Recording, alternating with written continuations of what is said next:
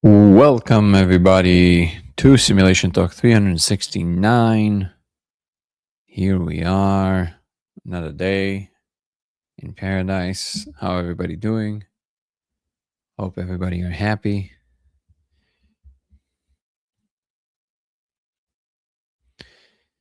What up, Keith? Good to see you, Lauren. Let me start, of course, the group on... What is this? Oh.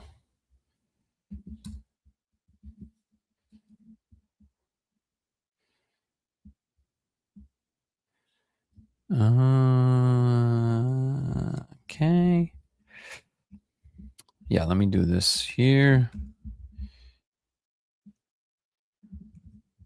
Start our chat.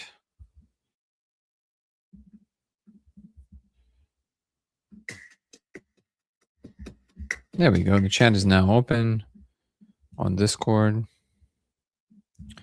And here is our website.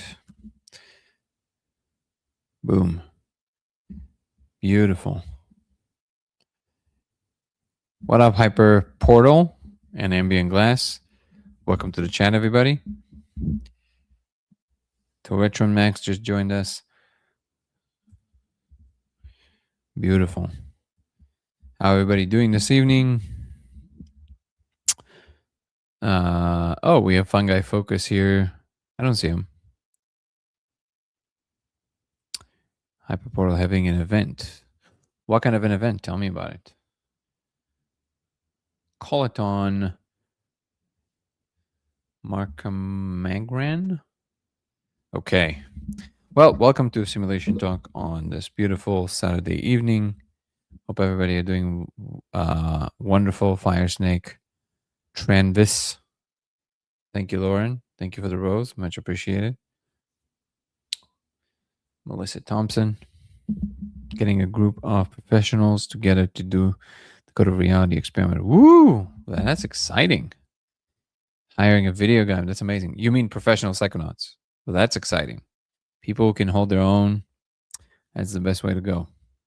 Man, this is super exciting. Are you guys gonna like put it somewhere? Are you willing to share the video? That'll be wonderful. Also, you mean gearing up as in today or at some point close in the future?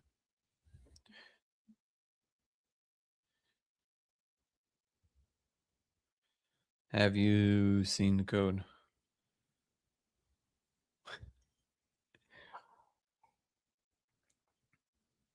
Oh, in Denver. That's amazing. So you're going to do the extended state and do the laser? Well, that's exciting, man. That's amazing. Nico, how are you, my brother? Nicole. Business professionals, but yes, a couple of experienced psychonauts will be conducting like me. Amazing. Business professionals. I like that. Business professionals is great. Okay. Well, I think it's a very modest show up today, but it's not weird because it's a Saturday night and I didn't really announce that I'm going to be going live right now. So what is the extended state, GD? It is in Colorado. We have a team of incredible people, Kevin and Haley, who do extended state DMTX intravenous experience. So you can literally have it being pumped directly into your vein, and then you stay in that space indefinitely, well, until you decided you want to go down. So amazing New Year to you as well, my friend.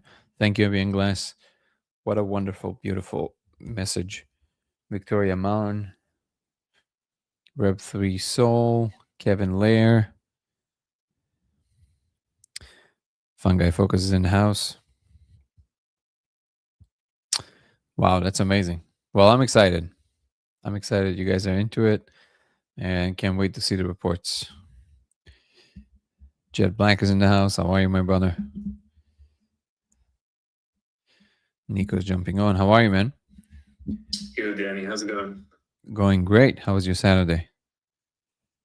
It's fun. Yeah. I have a question for you. So, the story that I heard from Andrew Gallimore was that he read a paper by Rick Strassman about potential intravenous delivery for the extended state. Mm-hmm. And then he did some calculations and then saw that it was like theoretically possible. And then that was kind of and then I think he wrote a paper and then like it kind of gained traction. But I was reading T-Call, Tryptamines I Have None in Love by Alexander Shulgin. Yeah. And they were doing intravenous DMT and Dimitri and other tryptamines. And so I thought this was like novel from Rick Strassman, but I've seen evidence of this done before Strassman even touched this stuff. So do you know the history of it, or? No. So Strassman did it. It's just that it wasn't, I guess, as sustainable. And from what I understand, what Gallimore did is he added the calculations as how to keep it more sustainable. That's what I understand. So Strassman did it in the studies. So he basically he just basically gave people, but I don't know if his was just kept on being fed. Maybe they just gave him a dose and that's it. Maybe that was the big difference.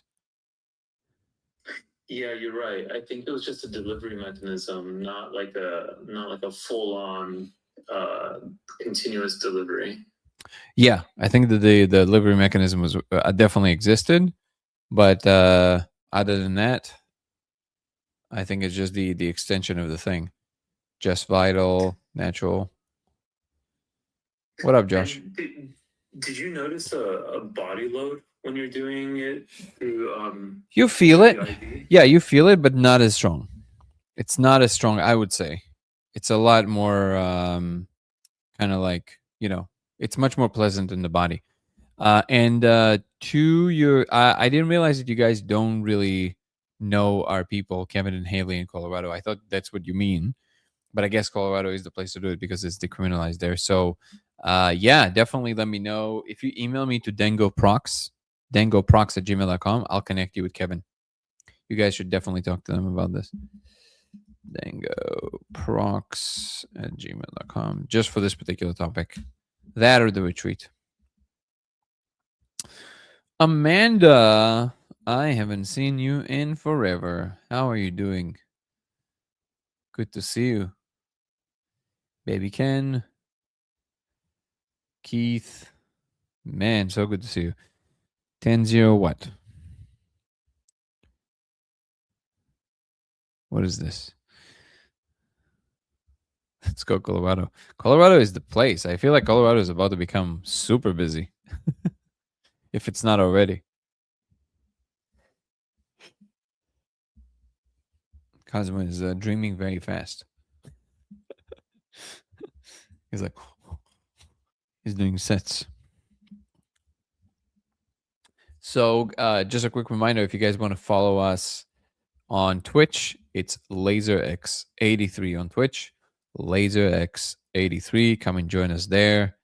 And if you want to ask a question, try your best to frame it in terms of yourself and your human experience. What is it like to be you? Is it good? Is it bad? How come? Also, why do you care about the topic or the question you're asking about? This is going to make the conversation a lot more interesting. And in general, I want to focus more on the human component of it, on our human experience here in this wonderful place. Question just above. What is the question just above? Sorry. I don't know what you asked, but I don't see another question. So if you used any keyword that was might have been blocked, I don't see that message. But there's no other questions from you. I just see 0-10 or 0-10, and then question just above. There you go. You can do it on Twitch. Awesome. Hyperportal. 0-10. You mean in the experience? Yeah. Oh, I would give it a 10. Like it's amazing. It's just absolutely the best. The only way to go for me is just obviously way more pricey than doing it like at home by yourself, but it's worth it. Like you you just come out with a whole new head. It's absolutely incredible. Amanda is saying, doing well. How are you? How's the simulation talking? Is it simulating? Very simulating, yes. No need to apologize.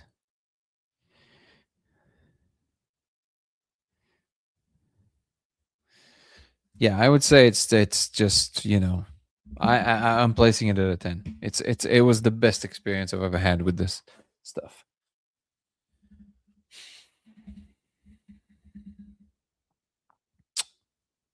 A lot of bubbles. Blowing bubbles. Bubbles, bubbles, bubbles. Let's see what topics we can get into. Do you have any good topics for tomorrow for the members live? Nico?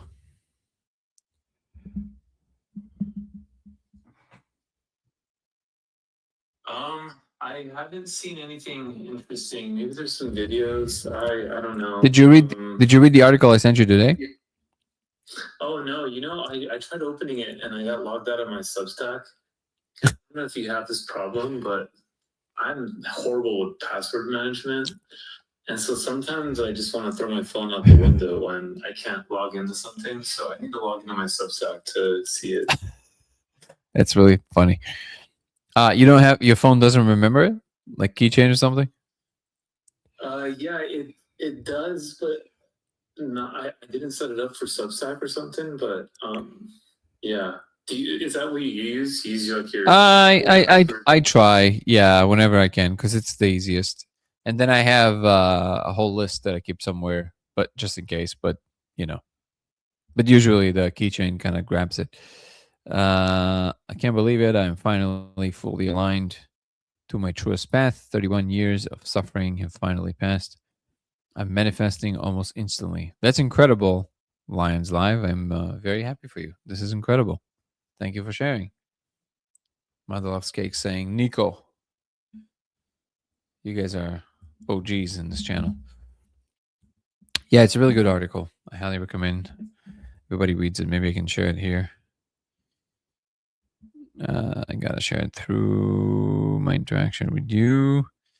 I don't know why my computer doesn't always save. My iMessage on my laptop is not always saving the same messages. In this case, it did, but there you go. If anybody else wants to read it, highly recommend. Very interesting read. Lots of lions here, baby. Any progress with the aliens? No, I don't know what would constitute progress, I guess, but we don't really have a breakthrough yet, but working on it. Take some time, hopefully soon. Like I said, I do think that eventually it will be a matter of getting together every day, doing it every day, and then we'll have some breakthroughs. We might be baking things. We're gonna all have a great 2026. All the good jujus for everybody, including you, Ambient Glass. Let's go. Let's do something great at 2026. I want everybody to be super happy.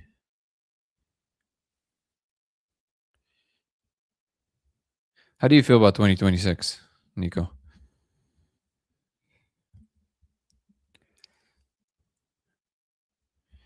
Tackling them with questions.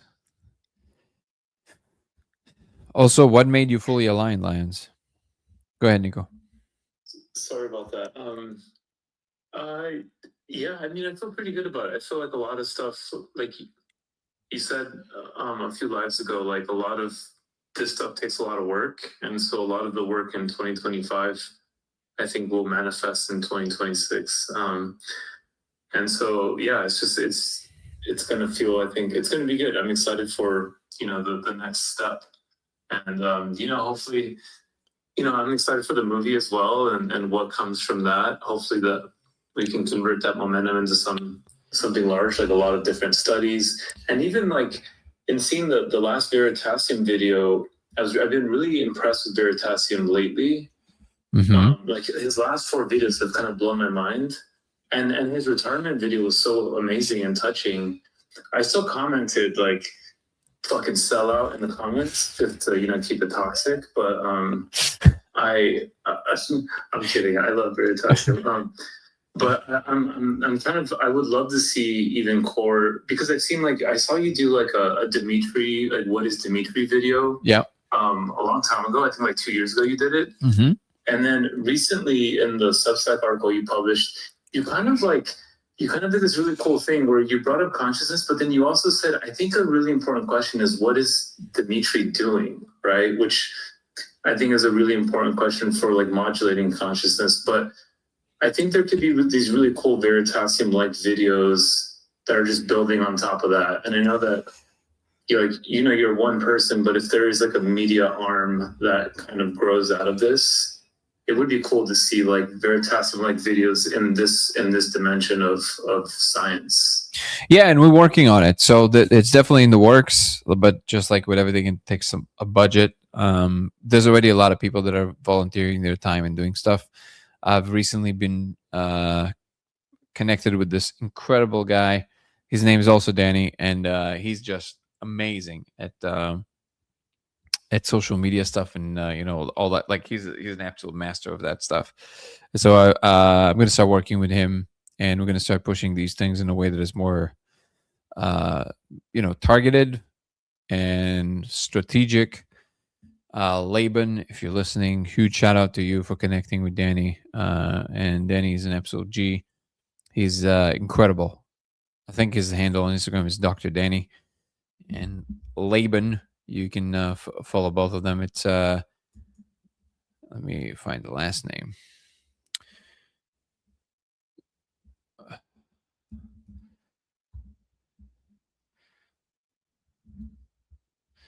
It's kind of crazy how Laban Ditchburn, DITCHBURN. So that's on Facebook and on Instagram. And on Instagram for Danny, it will be, I think it's Dr. Danny, which is very fitting.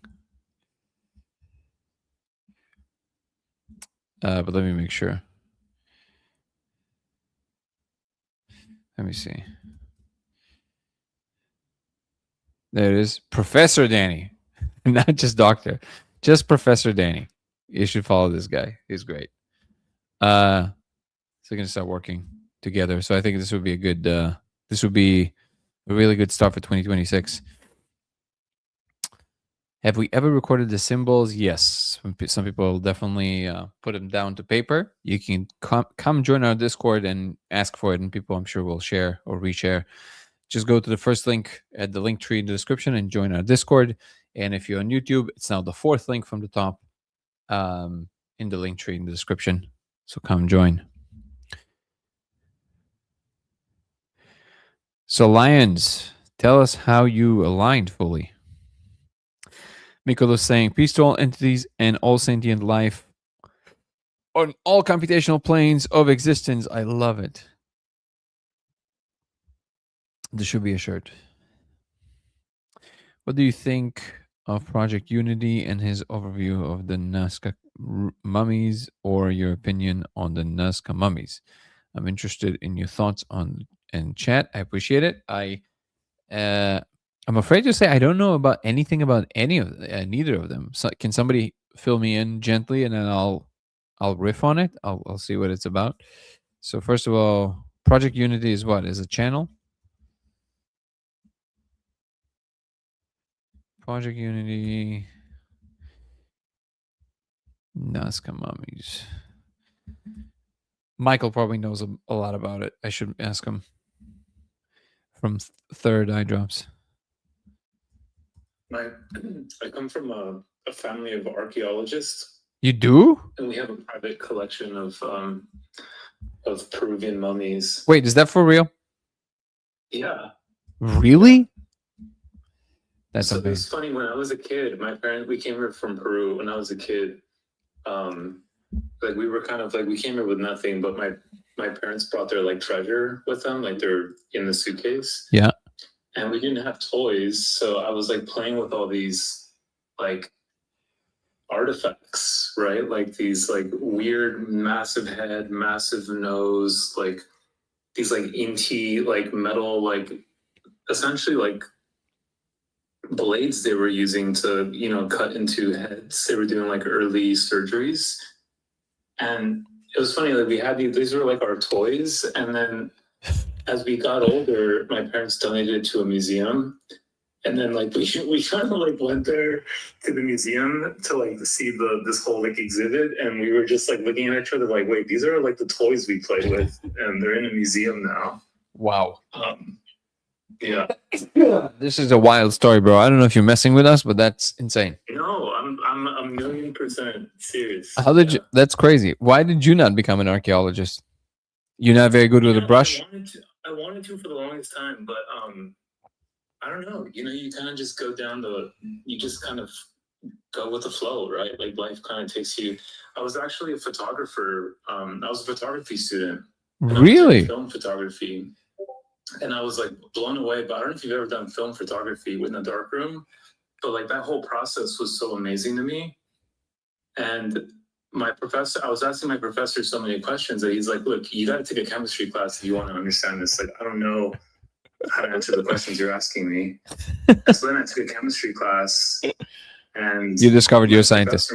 My professor was like, you're not in love with photography, you're in love with chemistry. And like kind of took me down this entire detour of it. But I was intending to just be a photographer. Man, what a great story. How come I'm only learning about this now?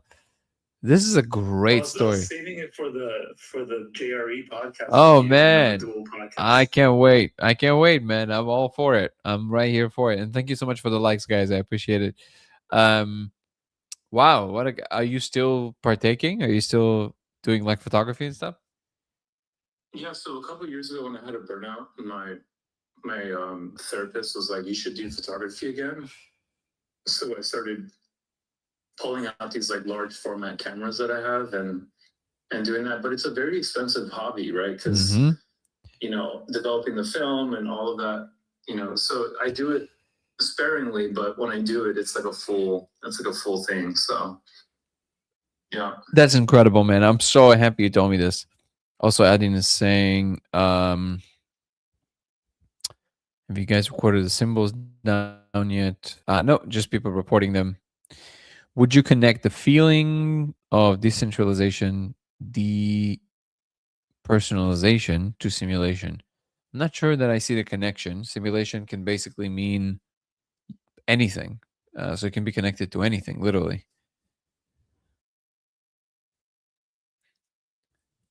Also, wait, so do you know anything about the other part of the question? The Nazca mummies or anything like this?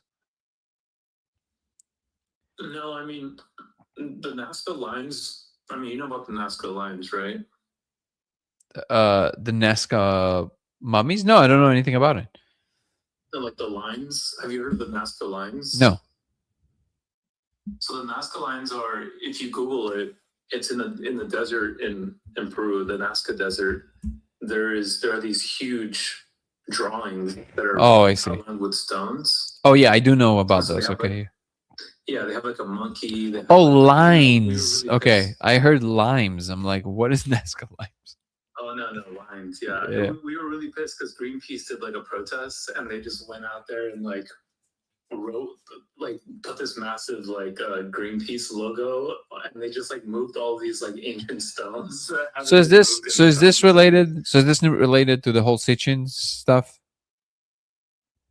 The what stuff? The Sitchin stuff. You know, all these books about the aliens and. Yeah. So they have they think that like if you watch the show like Ancient Aliens or Zachariah, they think that Zachariah Sitchins. I couldn't remember his first name. Yeah, I don't know too much about that, but I know that like they thought those were like kind of like the crop circles equivalency, or at least like communication mechanisms between us and aliens. They also, I don't know, there's some people that say like it's impossible to make that without having like an aerial view or something, which I don't know if that's true. I know the math is pretty wild. If you are on the ground drawing something that you can see in the sky, it does require coordination, mathematics to do that. But I imagine that I don't know too much about the Nazca mummies, but a lot of these mummies were packaged in ways that are kind of peculiar. And I know that there are theories that the Nazca like people were in contact. So I don't know if the Nazca mummies is connected to some type of burial ritual for these like extraterrestrials or whatever. But in general, that whole area is pretty weird. So wait, so you said something about making holes in the skulls and all that. One of the people that was following what I was doing from very early on, his name is Matthew, and we kind of became friends. He reached out a long time ago. Just a curious guy, very interesting guy, French guy who lives in Peru, and I think he's a translator. But then a year ago, or maybe 2 years ago, he discovered some kind of a skull like that was like crazy. It made the news, and it was like a big deal. There was even a death metal band that wanted to use the images of the skull that he found to like because it became super viral, like his discovery. He's not an archaeologist or anything. He was just hiking, I think, and he just found it. So you're saying that this is like common, these skulls? Yeah, so they had these like the pre-Incas had this procedure which they did, which was kind of weird. They had like the elongated heads, so they would like kind of wrap the head and elongate it, Uh-huh. which is also kind of weird. I know a lot of alien fans are saying like that's weird. That looks like an alien maybe, but um they would also use these blades to create these like incisions through the skull Mm-hmm. and relieve pressure. And also like just very early primitive forms of neurosurgery. And so these are like these are blades essentially, like these sharp blades. They're called intis. And in it is embedded Inti is like the sun god. And so there's like a guy, there's like a man that's like carved out. If you look up like Inti, INTI into Google Images, you'll see a blade that I'm talking about. And so it's pretty common from that era. Interesting. Okay. Oh, I see it. Yeah. Huh. Crazy. Well, I should ask him for the details, and then I'll ask you again about it because I don't remember enough of the details. Also, Bruce saying, "Do I know about James Gates' work? Do I think it says anything about simulation theory?" Yeah, I know of James Gates' work, of course. Yeah, of course, I do think that. I mean, ultimately, it all kind of leads to the same place. But these adinkras definitely point to something very interesting. These error correcting codes. It is always worth mentioning that James Gates himself does not think it means we live in a simulation.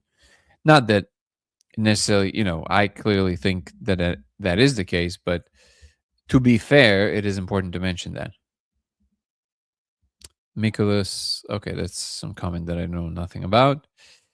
Anyone can be a scientist with the use science. Correct. I agree with that.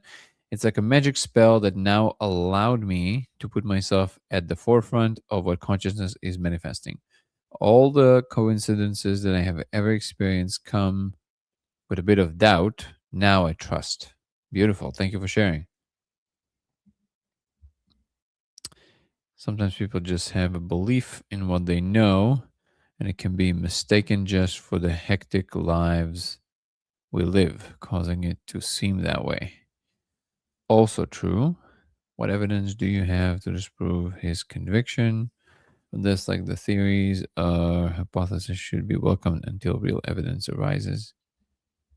Well, I mean, you don't have to be anti, but no, it doesn't have to be welcomed. You can absolutely reject something if it doesn't have evidence. Nazca is an ancient marker on the Earth. It is a third the way around the Earth from the pyramid. That's what it is. The pyramid is starting point. What do you mean a third of the Earth? You mean like distance wise? It's exactly a third way from the pyramid? You mean the one in Giza? But that's an arbitrary point, isn't it? And also, why does the number third matter? It's two arbitrary things.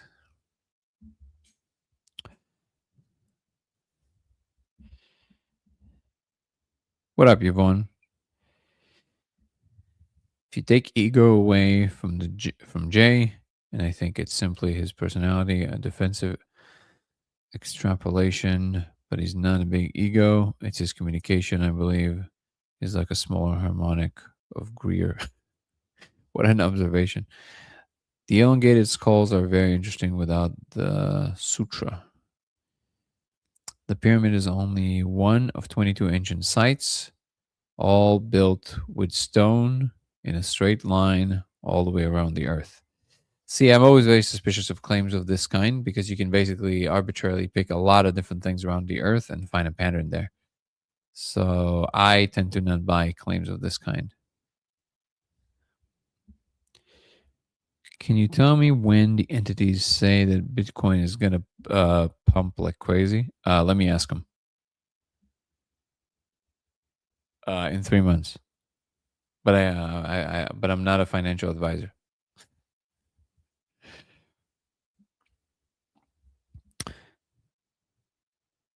Look at Google Earth. It's not hard to see. Sure. What I'm saying is that it's not hard to see many things if you want to find that pattern there. That's what your brain does. It's a pattern recognizing machine. So if you place a pattern to be found, it will very likely find it.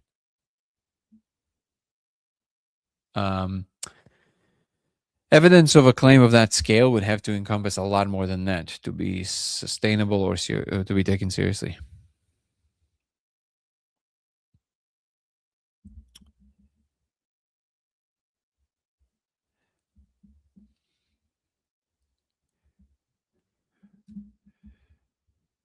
What up, Gary? Fungi Focus is in the house. Chris. Once again, just going to remind you guys to follow our Twitch, LaserX83. LaserX83 on Twitch. And let's frame our questions in terms of our human experience. So, why do you care about the topic you're asking about? What is the question? And why do you care about it?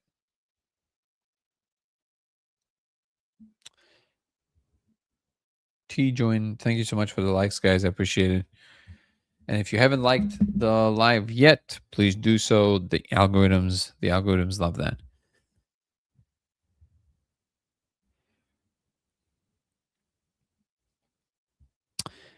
What if we are back to the Drake equation, right? So there was this guy named Drake who wrote this probability equation for not the Drake, calculating not the musician, then.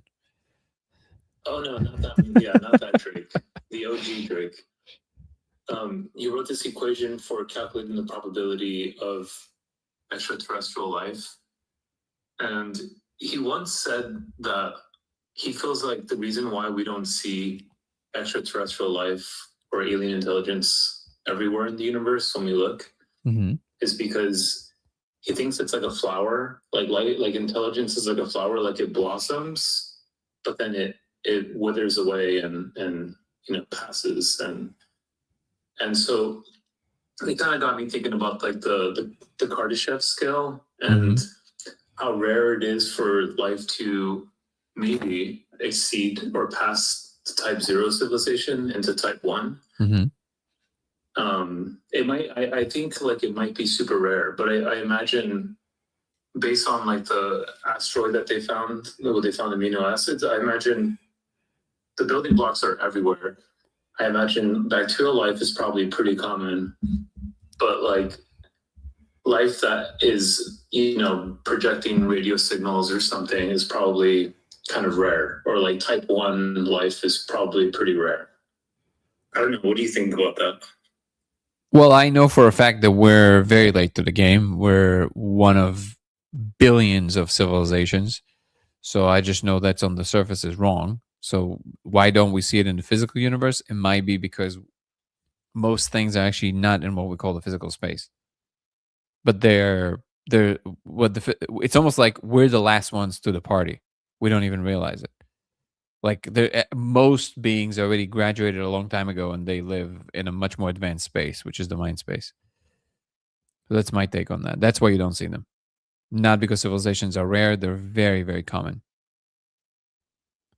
Yeah, I would add on to that the universe is very big. Like, in fact, if you ask me, this is not a scientific theory, but like personally, I think that the universe doesn't really have a beginning or an ending. It's always been so. In all of infinity, it happens so many times, but like they're way out there, and the challenge, the challenge for us and them coming into contact is bridging that gap.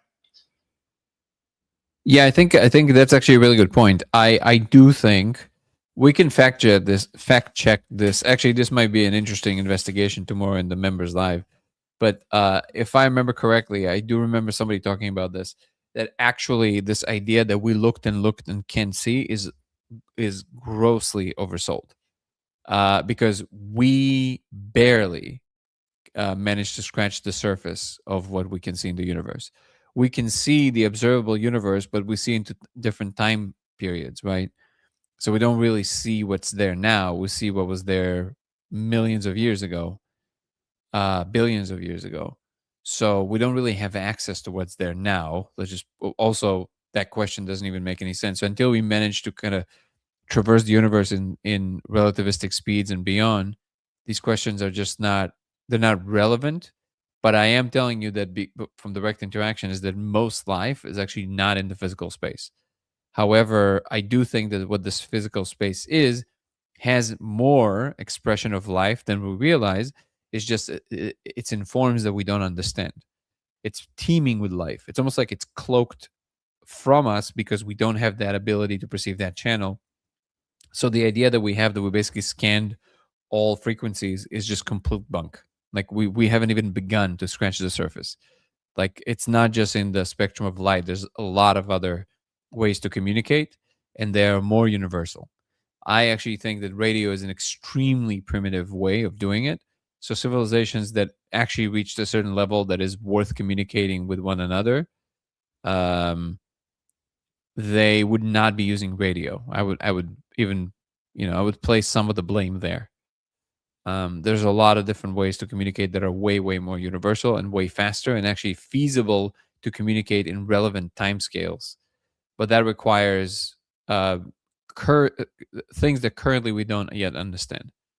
That would be my answer. Now, obviously, I don't really have any proof of that, but that's just from interacting with these beings on a regular basis. I can tell you that they are very real and they're way more ancient than us. And we are the last person to the party that still haven't really figured out how to turn on the lights in a way that we can see everybody else. It's almost like we joined the party and somebody handed us headphones and it's like a headphones party. But we haven't found the channel yet. We don't know where the music is playing yet. That's why we think we're alone. We have a new member, DJ. Welcome.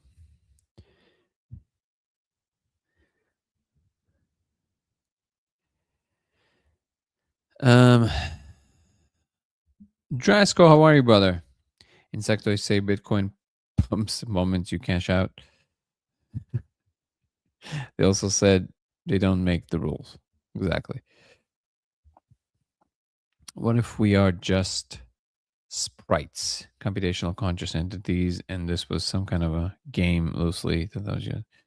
Well, I mean, as long as you're enjoying the ride, who cares, right?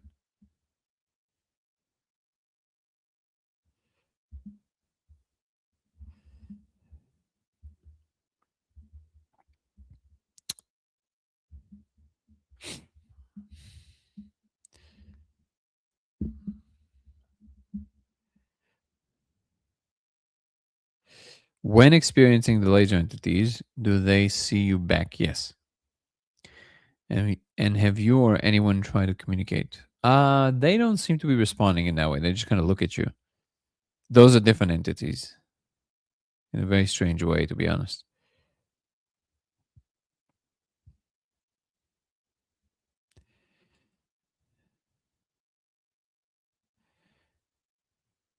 Ambient Glass agrees, says it actually makes more sense. Not a sentient species made it before us. Many, many, many.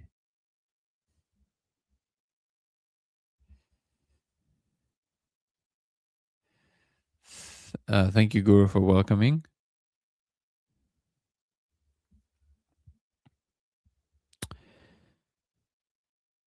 Dead. cheese spread, saying my life was changed almost 3 years ago when one of the 3 orbs that were shot down in 2023 went 150 feet over me. Somebody educate me quick. I don't know what the 3 orbs that were shot down. What are we talking about?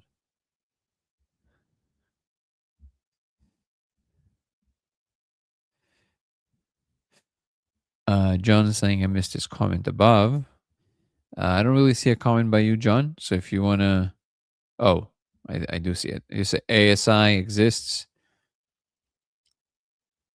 Artificial superintelligence exists. There's no reason for us to be AGI being trained because ASI can just copy paste itself. You know a lot about ASI?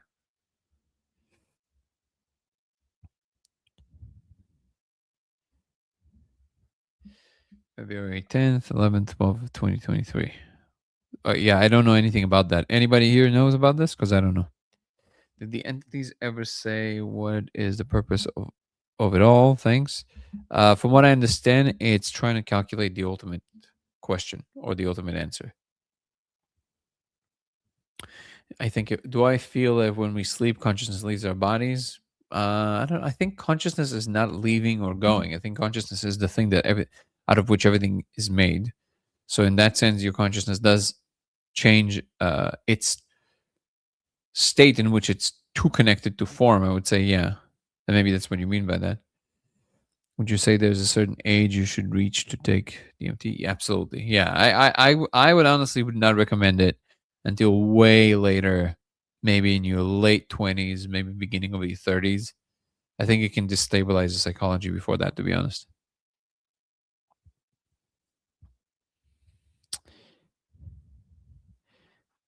John is saying a comment on that because in the past you said that we are like AGI being trained. Yeah, that's exactly what we are. Well, that's what I saw.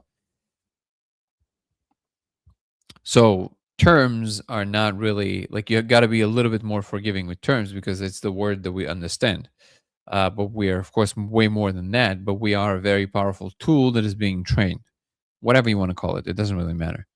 And no, ASI doesn't just copy itself.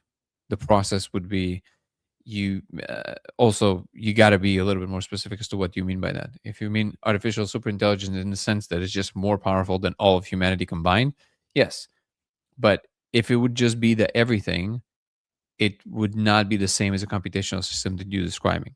It has to have some operational rules. So it's not infinite in scope. So it doesn't just copy itself. I feel like you got to be way more specific with these. Leave my body sometimes when I dream and got to talk to people if I feel it's so real. Well, that's amazing. I did hear some people describe this. I've had the experience of leaving my body when I was falling asleep. When was this? This was many years ago. During one of the other time, this was back in my 20s when I was on these basically personal Vipassana retreats where I was just like for weeks, I'm just meditating. Wow. And one of those days, I just like been meditating and then I was falling asleep. And as I'm falling asleep, I'm still like in that meditative state of mind. I'm still like paying attention to what's happening. And I realized, oh shit, I'm sleeping. But then the sleep happens, but like I'm not with it. I'm just there observing it happen. And, I see myself fall asleep and sort of like leave the body and I'm just a presence. And I can see like everything that's happening in my consciousness is like a stream of light. And so I'm just like hovering there in this void, watching this stream of light pass by, and that's like all of my experiences in there. Like I can even look into the stream and I can see what's going on in my mind as I'm falling asleep. I'm imagining like a stream and some trees. I can hear sounds, and that's like me watching my own mind from outside. Wow, that's wild. That is wild.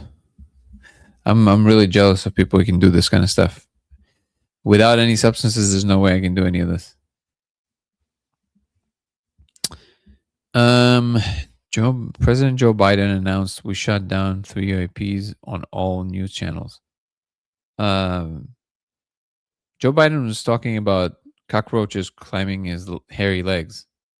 Go check it out. That's a real speech he gave. So I'm not really sure how much I'm going to trust what he said. But I think what you're referring to is when they shut down the balloon. That was the official statement. I shouldn't have said culture. You are doing that already, but people need more evidence, I guess, that than culture. I'm not sure what this is referring to, but we read it. Does symmetry play a role? Of course, it always does.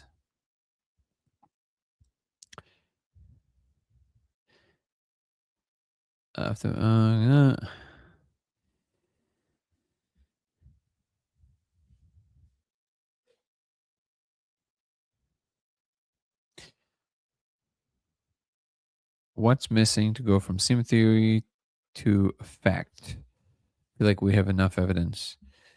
No, because the claim is enormous, so we definitely don't have enough evidence. Why don't the aliens help humanity reach AGI and ASI development faster and get brain chips fast so that we can just enjoy dreaming and simulating worlds? Because if you don't grow into it, if it just by magic you just handed these powers, then you didn't evolve. Whatever you are has to evolve by itself. You have to strive, you have to kind of lean towards it. Everything has to evolve. If you don't evolve, you don't survive the next level. You have to be able to get there yourself.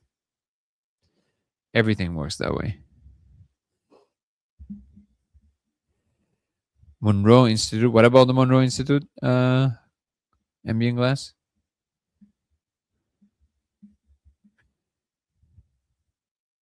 I did do the gateway tapes, yeah. But I've never experienced anything that crazy. I mean, I've experienced some interesting things, but nothing that crazy.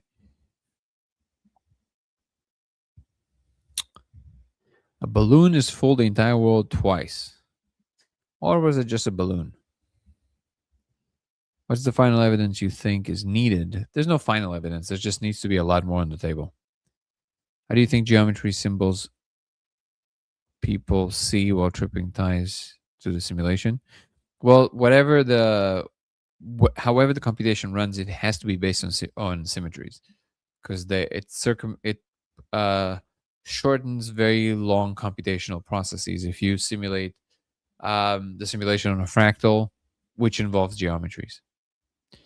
But if there's something about the human experience that we can't get any other way than to have one, exactly, and it's required to whatever is next. That's exactly correct.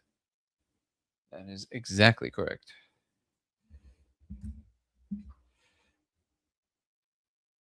What apart RSD? Hey, sorry, I'm not sure if you can hear me. Yeah, I can hear you. I was looking for the button to put my hand up, and I'm so new to Discord, I couldn't find it. I know Discord can be kind of complex. What up, Stephanie? It's really complex. So thank you. I think I caught you right at the end of the day yesterday, just as you were signing off. Yeah. And I had a question for you. I wondered if you've had any or encountered any malevolent forces, entities, during your trips. Oh, many times, yeah. I wondered if you could talk a little bit about them, if you don't mind. I mean, the reason why I'm asking is that on this, we talked a few nights ago where you explained to me about idealism, which I've got away and looked at, and the void that you were familiar with. On my way down from the void, I encountered this other entity that was, I was in this place that was a bit like, if you've seen the film The Matrix, is one of them where he meets the architects and he's just surrounded by TVs. Mm-hmm. It was a little bit like that, but it wasn't TVs. It was just some sort of green texture. Mm-hmm. And there were these two golden semi-translucent rings with Egyptian writing on them. And a translucent Egyptian cat above me for some reason. And this black, probably like praying mantis looking figure was hovering over me. It had 3 fingers and it leant over me. And I was listening to music at the time. I've always gone into it listening to music, and it was the theme from, what's the big recent Matthew McConaughey sci-fi thing? I forget the name of it. Interstellar. It was the theme tune to that. And as I was listening to the theme, I was breathing, obviously. I was very aware of my breath. And it reached over me with its hands, and the music slowed right down, and it held my breath. I was held in between breaths. And I had the sensation of that I wanted to breathe, but I couldn't. They just held me there for ages. All the music had stopped. And it just made me think that, wow, if there is some sort of afterlife or this other realm, these beings or this being is able to torture me in ways that I haven't even comprehended or could imagine. So I just wondered if you're familiar with any stories like that, and if you've got.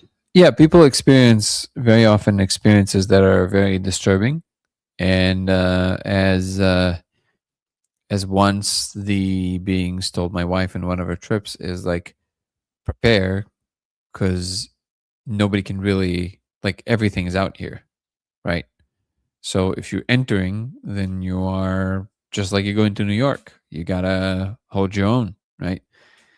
And I don't claim to know the ultimate state of affairs. I would like to imagine that there's order at the end.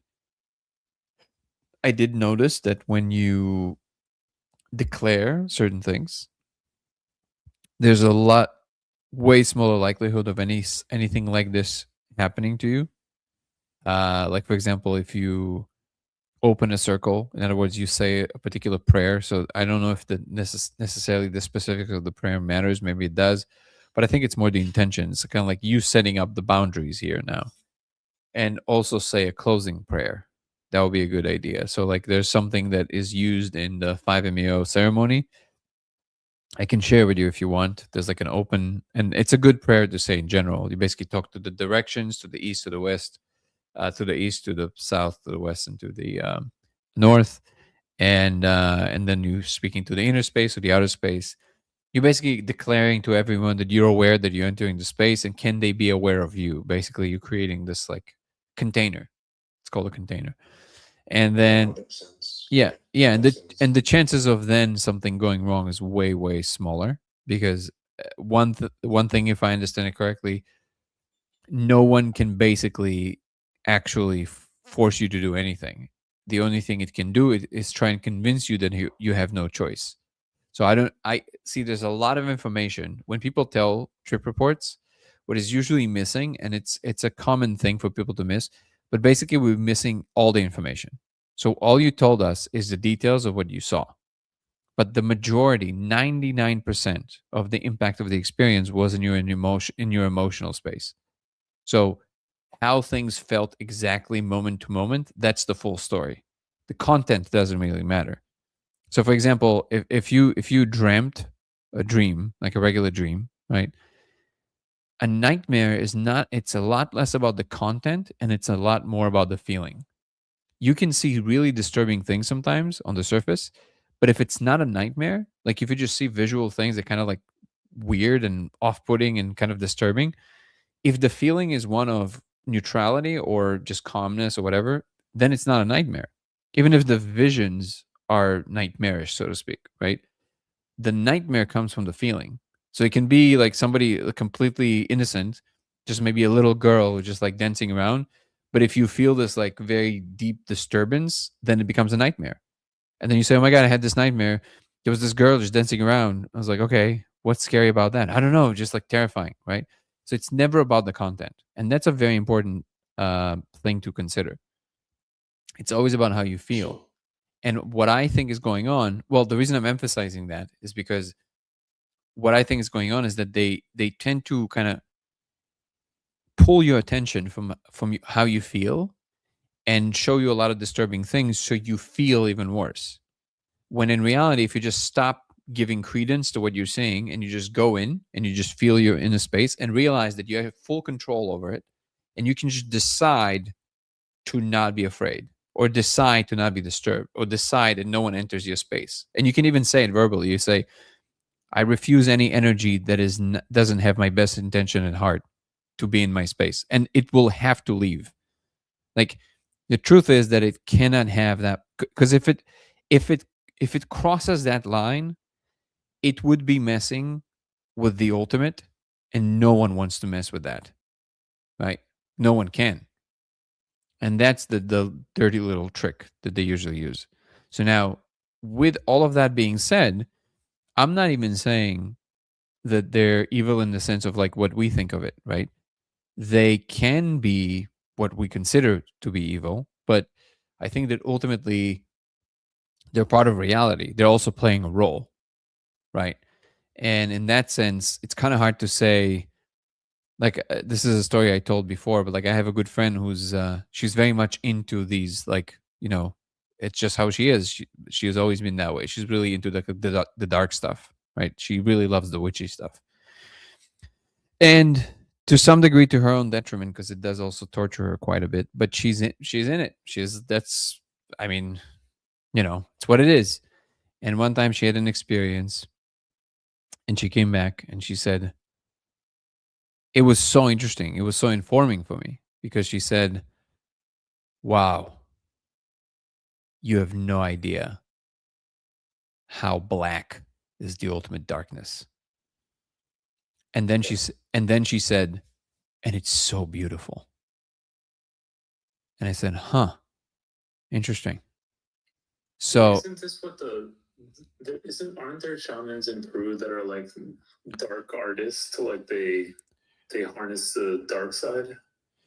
yeah, but my point is a little bit broader. My point is that, of course, both of these things have power, and both of these things can happen. But the point is that if you're the kind of being that doesn't derive meaning, she clearly is. She's like, it's almost like she's designed to experience the beauty in it, right? Now I don't know if it's ultimately true, but that seems to be the impression, right? And I am noticing that if it's not the thing that you feel that is part of your path and part of the stuff that like you really want to live through, then you can set your own boundaries. That's the important part, because you are just as much of a player and you matter just as much as anybody else in existence. And where you sit, your experience cannot be experienced by anyone else. That is your gift to existence, is that you get to experience things exactly how you experience them, and not like no one else. So you decide how it's going to be. Ultimately, the final stage, the final stop, I think is the same for everybody. I don't think there's any difference whatsoever. I think ultimately it's all the same thing. This is a very long conversation that you have to go into, like, again, the Buddhism and like how they view it, and these ideas, how much the monotheistic religions, these ideas that they hold, like how much truth they have. But if, like, to me, if I have to make sense of it, it's like the only scenario in which the idea of heaven and hell in the way that we believe them to be in the most caricature version, like in the Bible, the only scenario in which they make sense is a scenario in which there's just the structure as it is and it cannot be changed. Then it makes some sense. So if you have a certain structure that cannot be altered at all, like it has to be that way, then you, by necessity, you're going to have a certain amount of yin, a certain amount of yang, and that's what it is. Like, there's a certain amount of darkness, certain amount of light. It's how much you have, and there's not more, not less. Neither of them can be created or destroyed, which means that they're not going anywhere. Which means that in a world where everybody are experiencing things, the only way to keep it balanced is if you mix the two perfectly. And then everybody has to kind of carry their burden of that, which is kind of carrying your cross, right? In Christianity, that would be the idea. So it's almost like you take some for the team, so somebody else who can't take as much doesn't have to.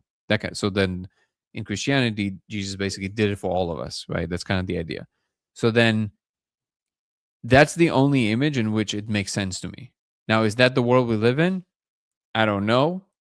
I do know that when you experience certain things, it becomes very clear that everything happens exactly how it needs to happen.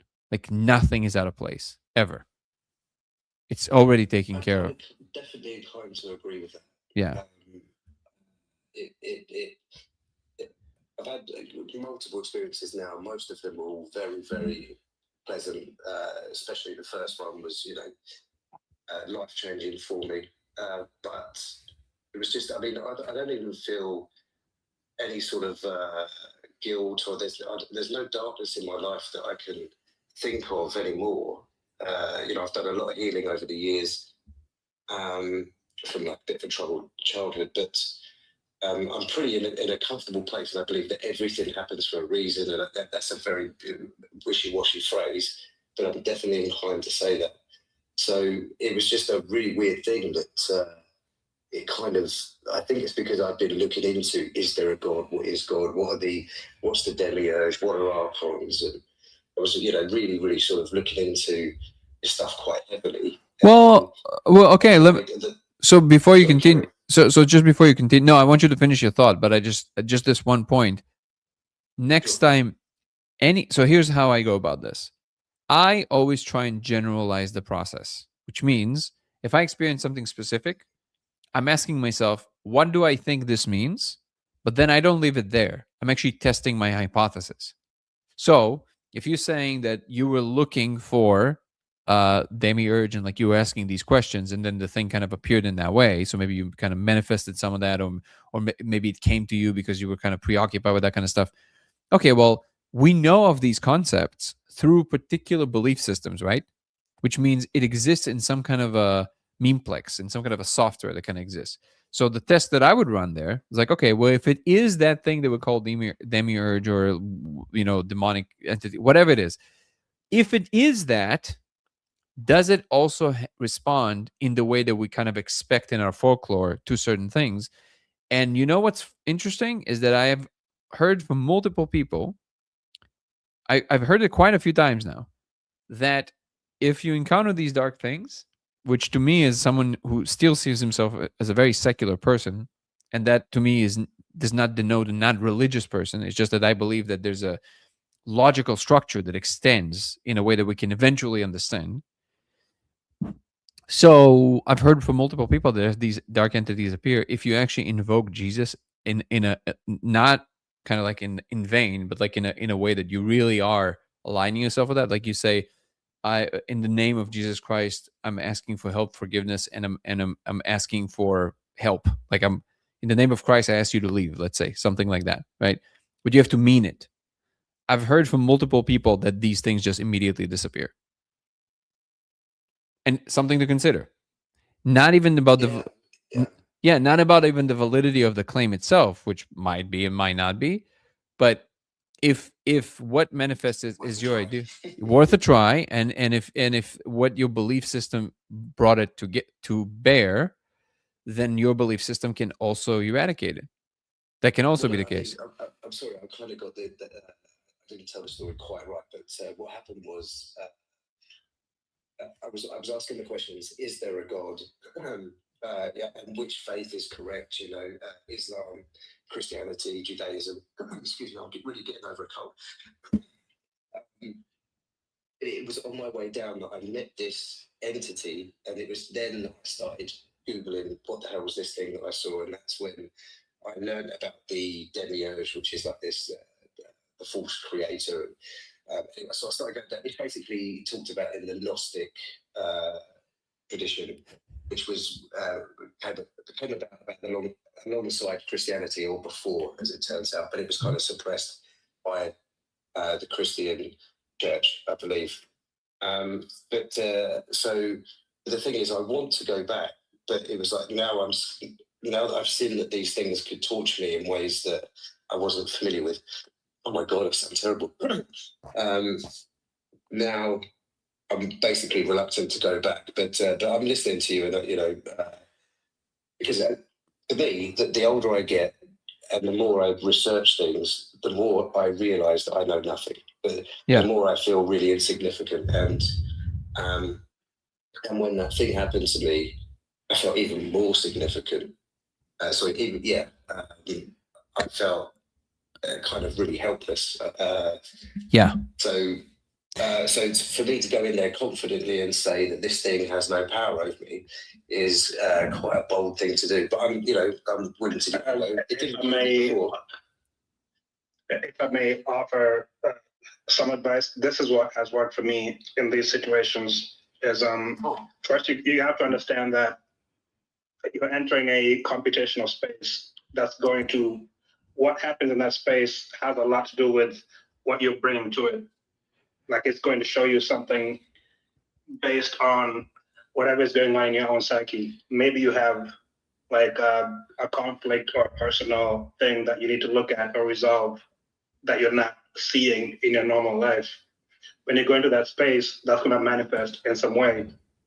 And so there's a lot of value in, before you go exploring, just take time to like self-examine, like look at yourself, ask yourself, like what's really going on in here? Like what do I really seek? Like what are my fears? What are my values and all that stuff? So when you enter that space, when you know yourself, you can be very confident that like whatever happens, you can handle your own. Yeah, and by the way, Ambient Glass also said he did the thing with Jesus, and it worked for him. It vanished. So here's what but then if you actually got to that stage, then what you can test later is you can ask for the help of Allah, right? And then see. So what's interesting about that is that, to my mind, the thing that makes sense is that what causes the effect. So what holds the power in these situations is your conviction.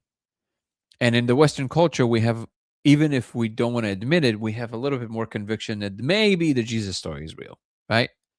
And that might be different in other countries where the conviction is more towards Allah or towards the Old Testament God, right? So I think it's the conviction that your mind holds about it that gives it the power. So the question becomes, and by the way, I think the more important question to ask is, why do you want to go back? Do you want to go back to prove to yourself that it's okay? That's a valid way to go about it, because you don't want to stay with the feeling that you're afraid to go somewhere, right? That's not a good thing to live with, because then that feeling stays with you in that way. What you said something interesting. You said, I can't pretend like it doesn't have like it has no power over me. Well, I know if you don't know how to stop it from doing that, it's kind of hard to understand what that means, but it can't have that power over you if you decide that it doesn't matter. It only matters if you're holding on to what you're experiencing and the sticker you put on it terrifying, right? And because that's, again, this is how deep the teaching of the Buddha, how simple it is, but yet how deep it is, which is that if you practice your attention in such a way that you can sever the connection between your definition and what you're experiencing, you are free. Because then it doesn't matter if somebody holds you underwater. It doesn't matter if somebody tortures you. It makes no difference whatsoever, because you decide that it doesn't matter. That is the power. So now that takes some practice, obviously, but this is why I keep repeating like a broken record. If you want results, you have to put in the work. So go do a Vipassana retreat. Again, it's kind of amazing to me that it's not more common, because it's free. It's everywhere in the world, and it's free. Yeah. Me too, to be fair. Yeah. Absolutely. And Yeah. I think DMT should be experienced by people at a certain age as a coming of age. Yeah. To learn more about the universe and stuff. And by the way, DMT can be very destabilizing in this way if the people experience, because it makes things very real. It solidifies them. 5-MeO, which, by the way, it doesn't mean that on 5-MeO things can't go awry as well. But I would say that you need to find someone who's a really good practitioner, where preferably, obviously, where it's legal, and then do a 5-MeO official ceremony with somebody who's like a really good facilitator that you can trust. I would say that would be one pretty robust cure for this, because it will show you that truly everything is in its place. Like it will remove any concern from your heart. because it transcends the power of what you're experiencing by infinite fold, not a billion fold, infinite fold. Like it becomes so clear to you that whatever that is, whatever tortured you, it doesn't come close. It doesn't even exist in the same level of execution as that thing. It's like a child in comparison to that. And that bigger thing told you, don't worry about it. That's what you need to Yeah. experience. Yeah. Yeah, So- I guess for me, I mean, it's not like this has really upset me, and you know, I can't get myself together and stuff like that. It's not that. It's like, as I say, most of my experiences were utterly profound in terms of like the amount of love that I felt, and you know, that's what made me realise that there is something greater than all of this. But it was just, there was me thinking that there was this one God. So I use that word. But on the way down, it was when I experienced this other entity that I was thinking, okay, so I just really don't understand it. I just have a curious mind, and I just like to understand things. So I just, yeah, I guess I'm just curious about what other people have experienced and stuff. But I'm not. I think I'm a little confused. I don't quite understand. You said that you went on the experience, you experienced the one God, and then on the way back there was a different entity that convinced you that it is more powerful, or it can torture you despite the one God. I didn't understand that part. yes, yeah, despite. Got was it. on the way Okay. down. It was some lesser being, all Egyptian themed for some reason. But it was showing me that it was the master of sensation.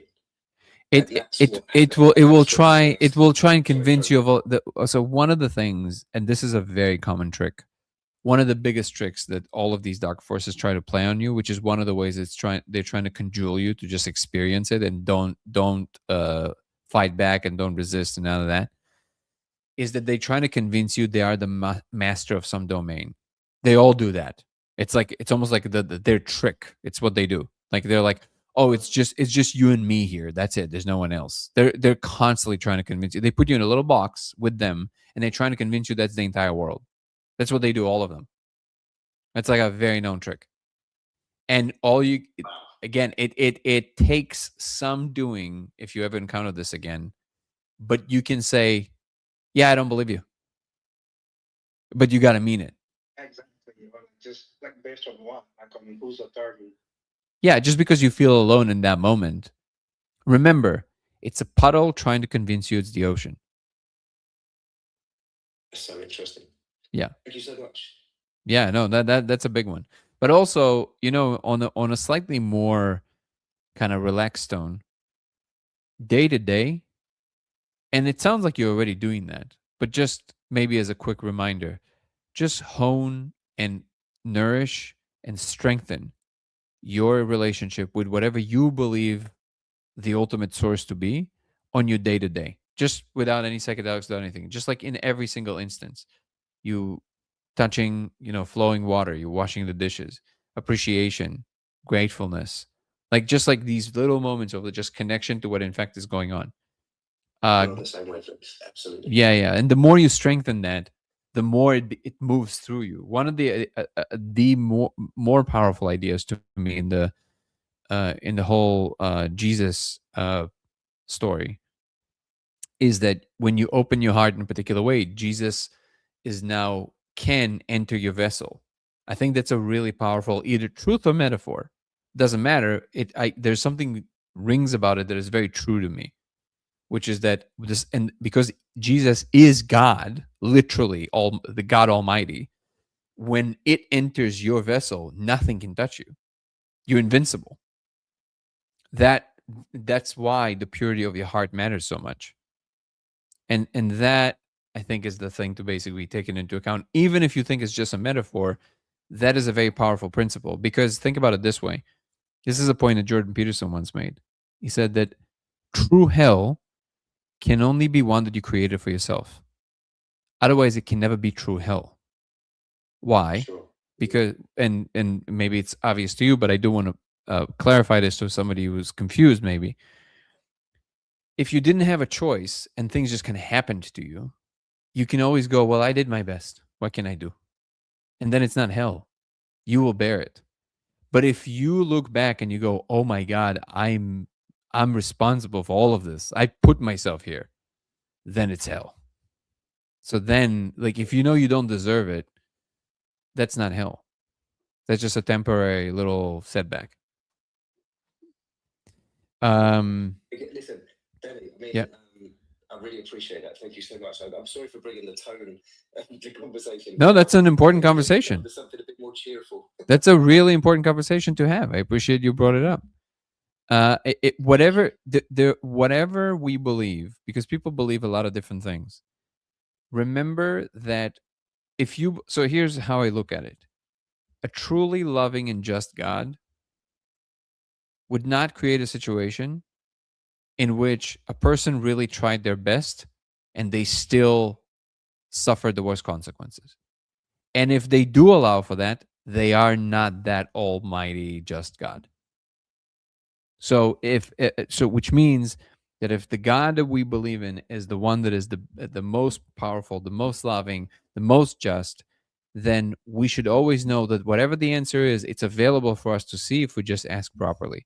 This is the generality that I think everybody should take. Whatever you believe, it doesn't matter when you believe.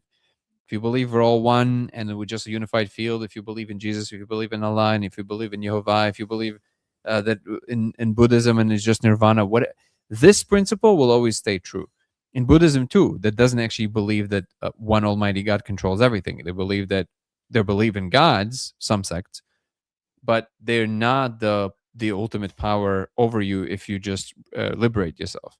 So even there, notice that the purity of your being is still the superpower that you can bring.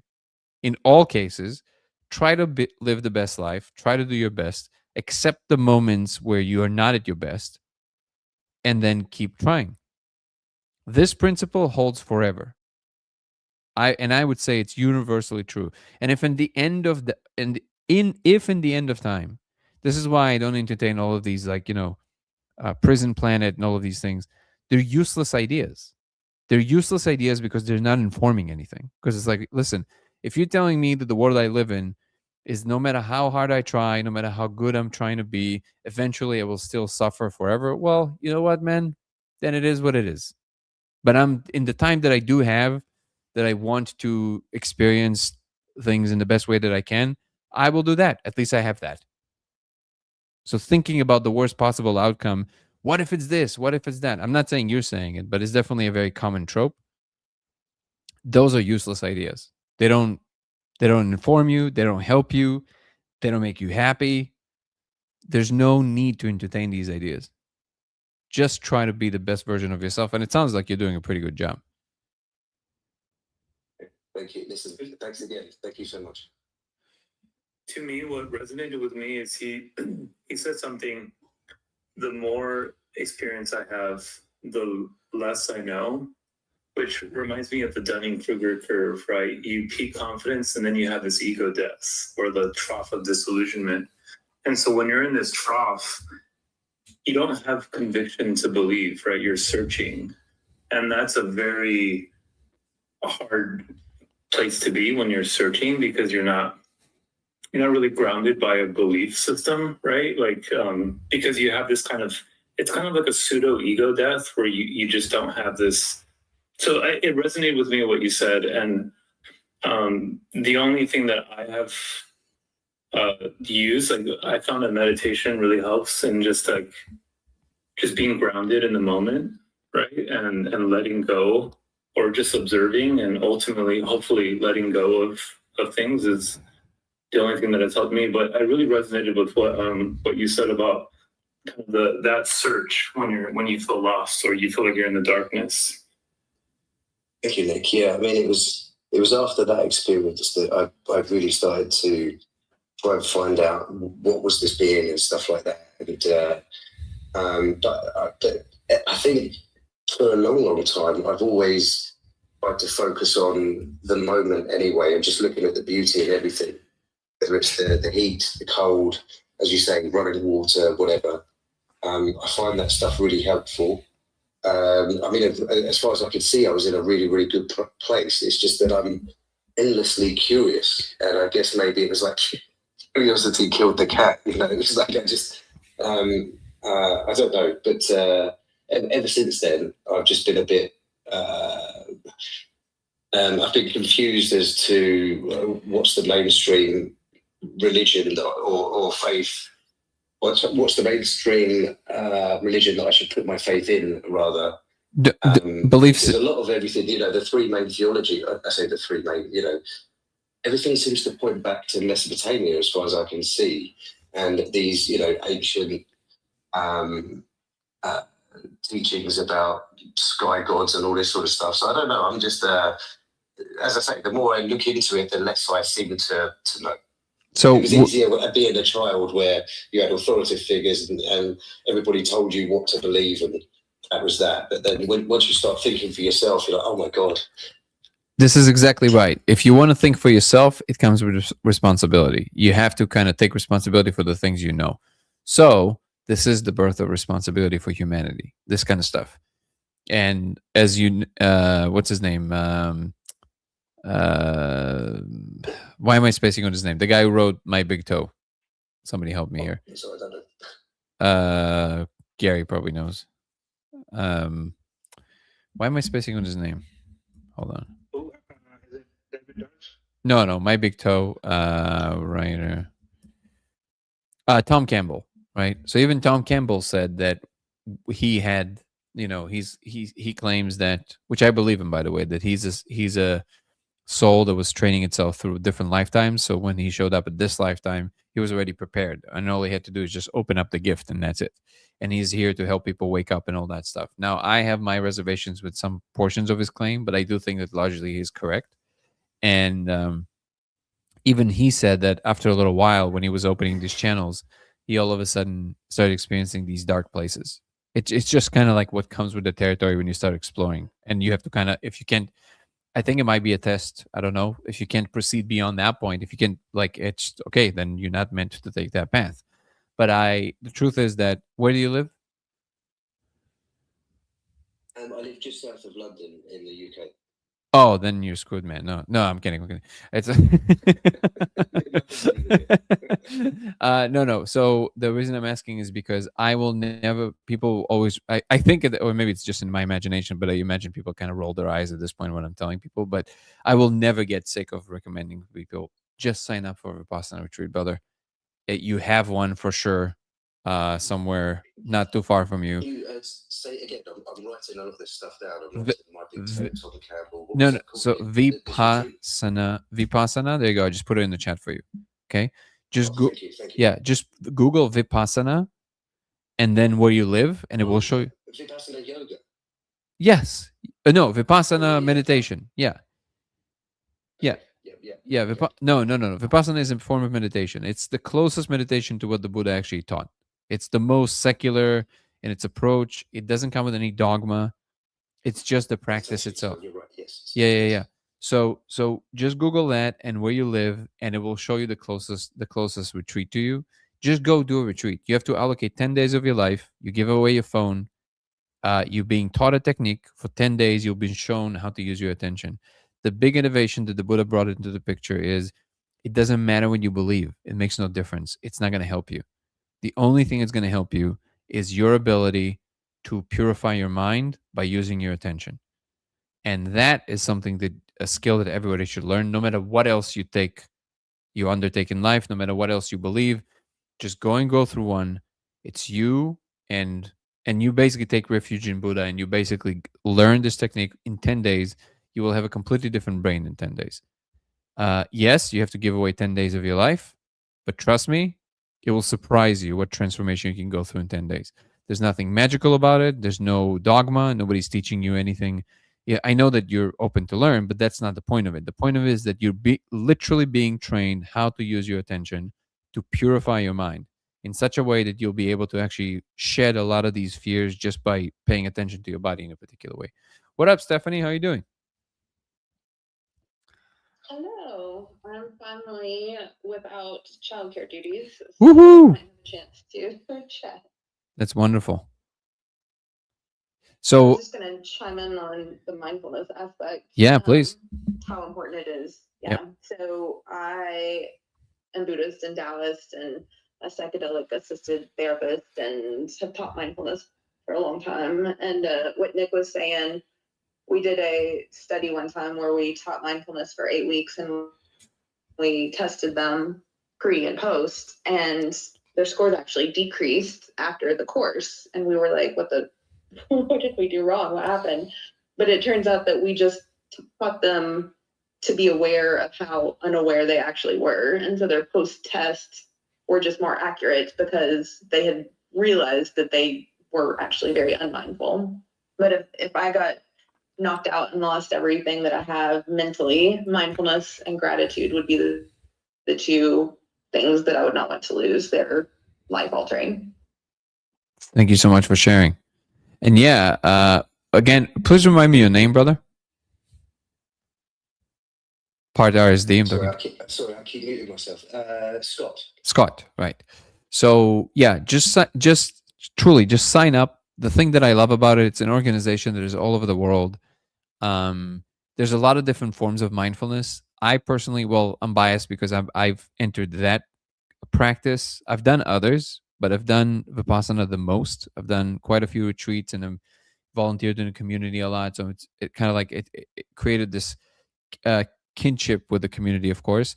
But I think that what's pretty about that is that they literally thrive from just donations, and they're all over the world, and there's just an energy to it. So like you show up and and you just give away your phone. There's the usually in all the centers, that's a standard that is being kept. It's really good accommodation, good food. It's technically free. You can donate whatever you want at the end if you want, but nobody's chasing after you with that. And you just go through a full transformation in 10 days. Just fully surrender to this. If nothing, you will experience what it's like to be a monk for 10 days.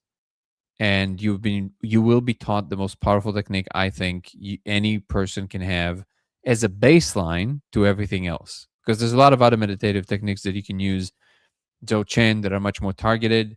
And there's a lot of other kinds, of course. But I think Vipassana is a really strong base. We have a member here who went to Vipassana and since then went to 2 more retreats, and it literally changed his life. Because it's just, I can't tell you how, like, you can't believe it.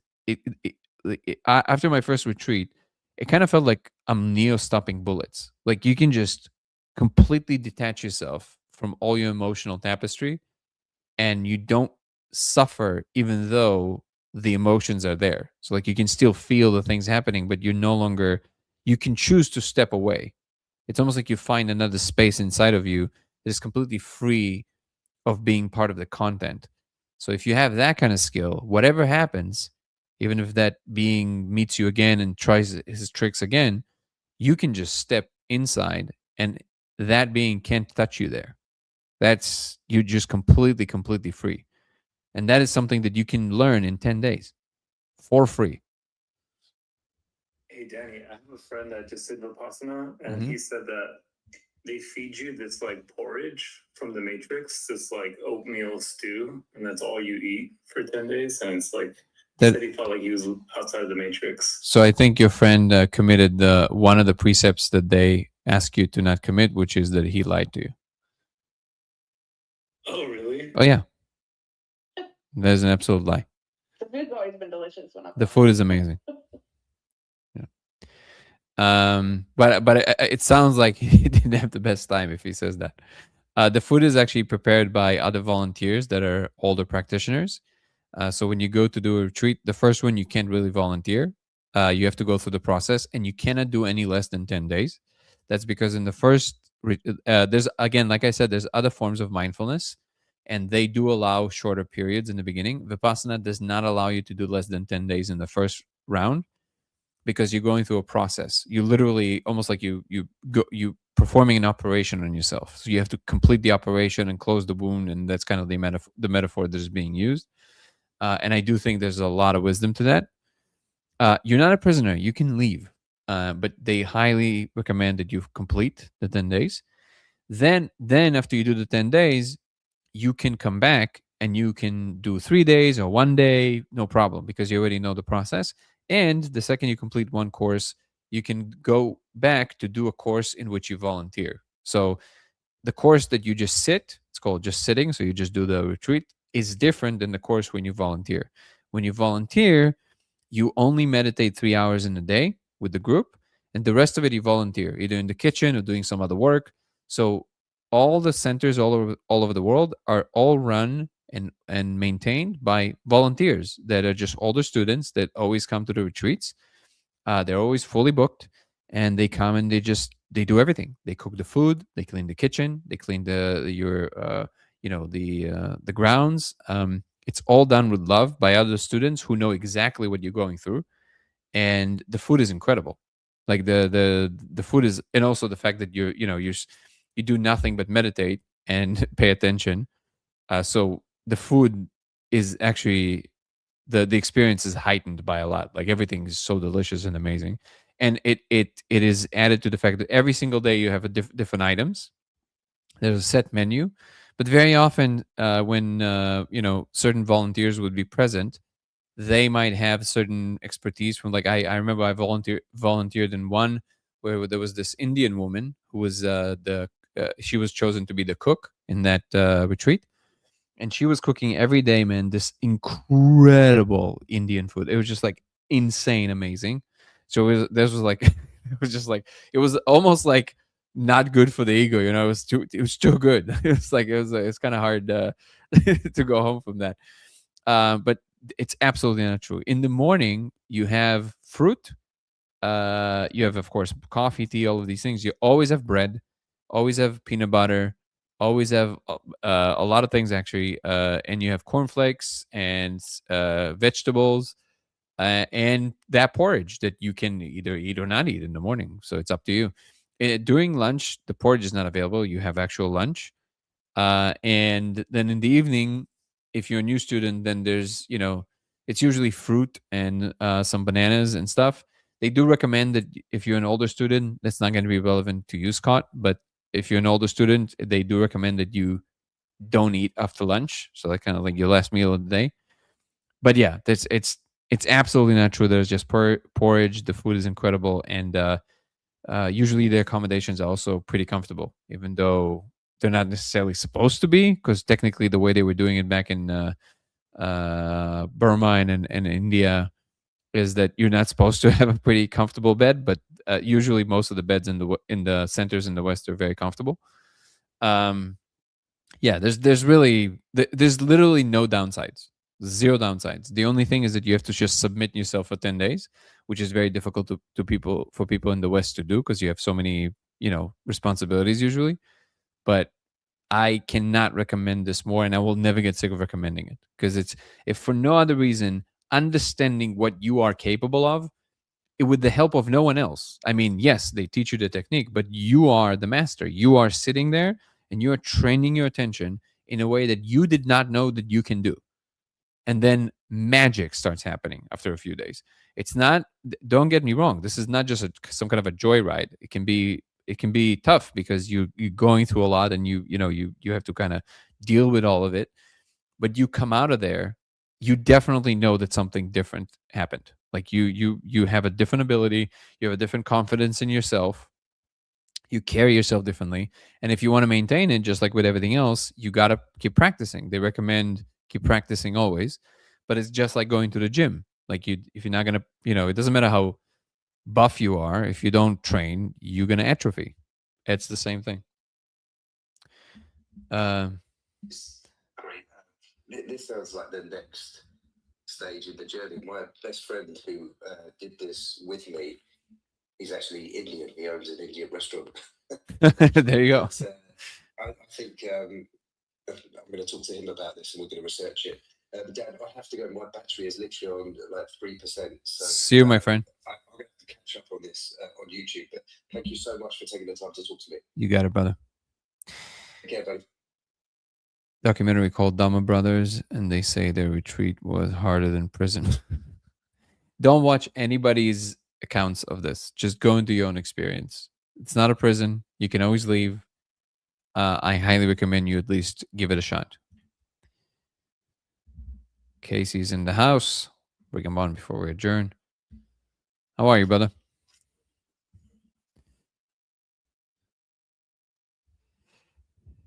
Casey, how you doing, brother? I don't know what that is. We can't hear you, brother. It's just we hear somebody's sharpening a sword or something.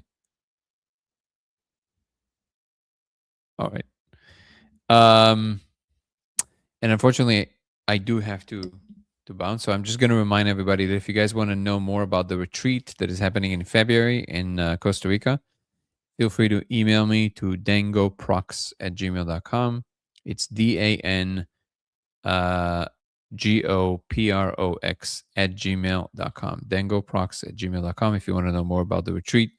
It's going to be the laser and other fun things. I promise it's going to be pretty incredible. So feel free to reach out to me if you want to know more details. If you guys want to support and you still want to donate to the post-production efforts where we're at the end of the film, The Discovery, feel free to donate to the GoFundMe page. Oh no, who do we lose? Oh, okay. Yeah, Stephanie, don't bounce off just yet. We'll exchange a few more words after I do some of these announcements. And Casey as well. No, you can come on, brother.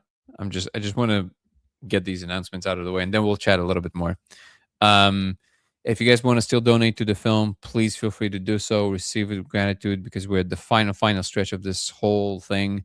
And the film looks amazing, and the new trailer is going to be dropping very, very, very soon.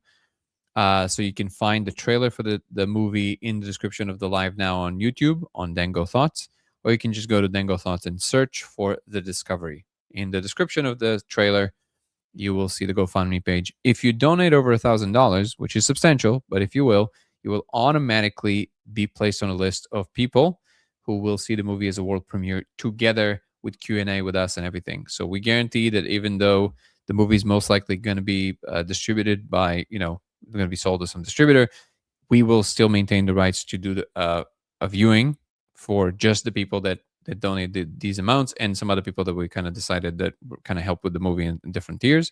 So I think that's definitely worth doing if you can and would be received with gratitude. But any donation helps tremendously. So you can do that there. If you want to follow me across platforms, it's Danny Goler.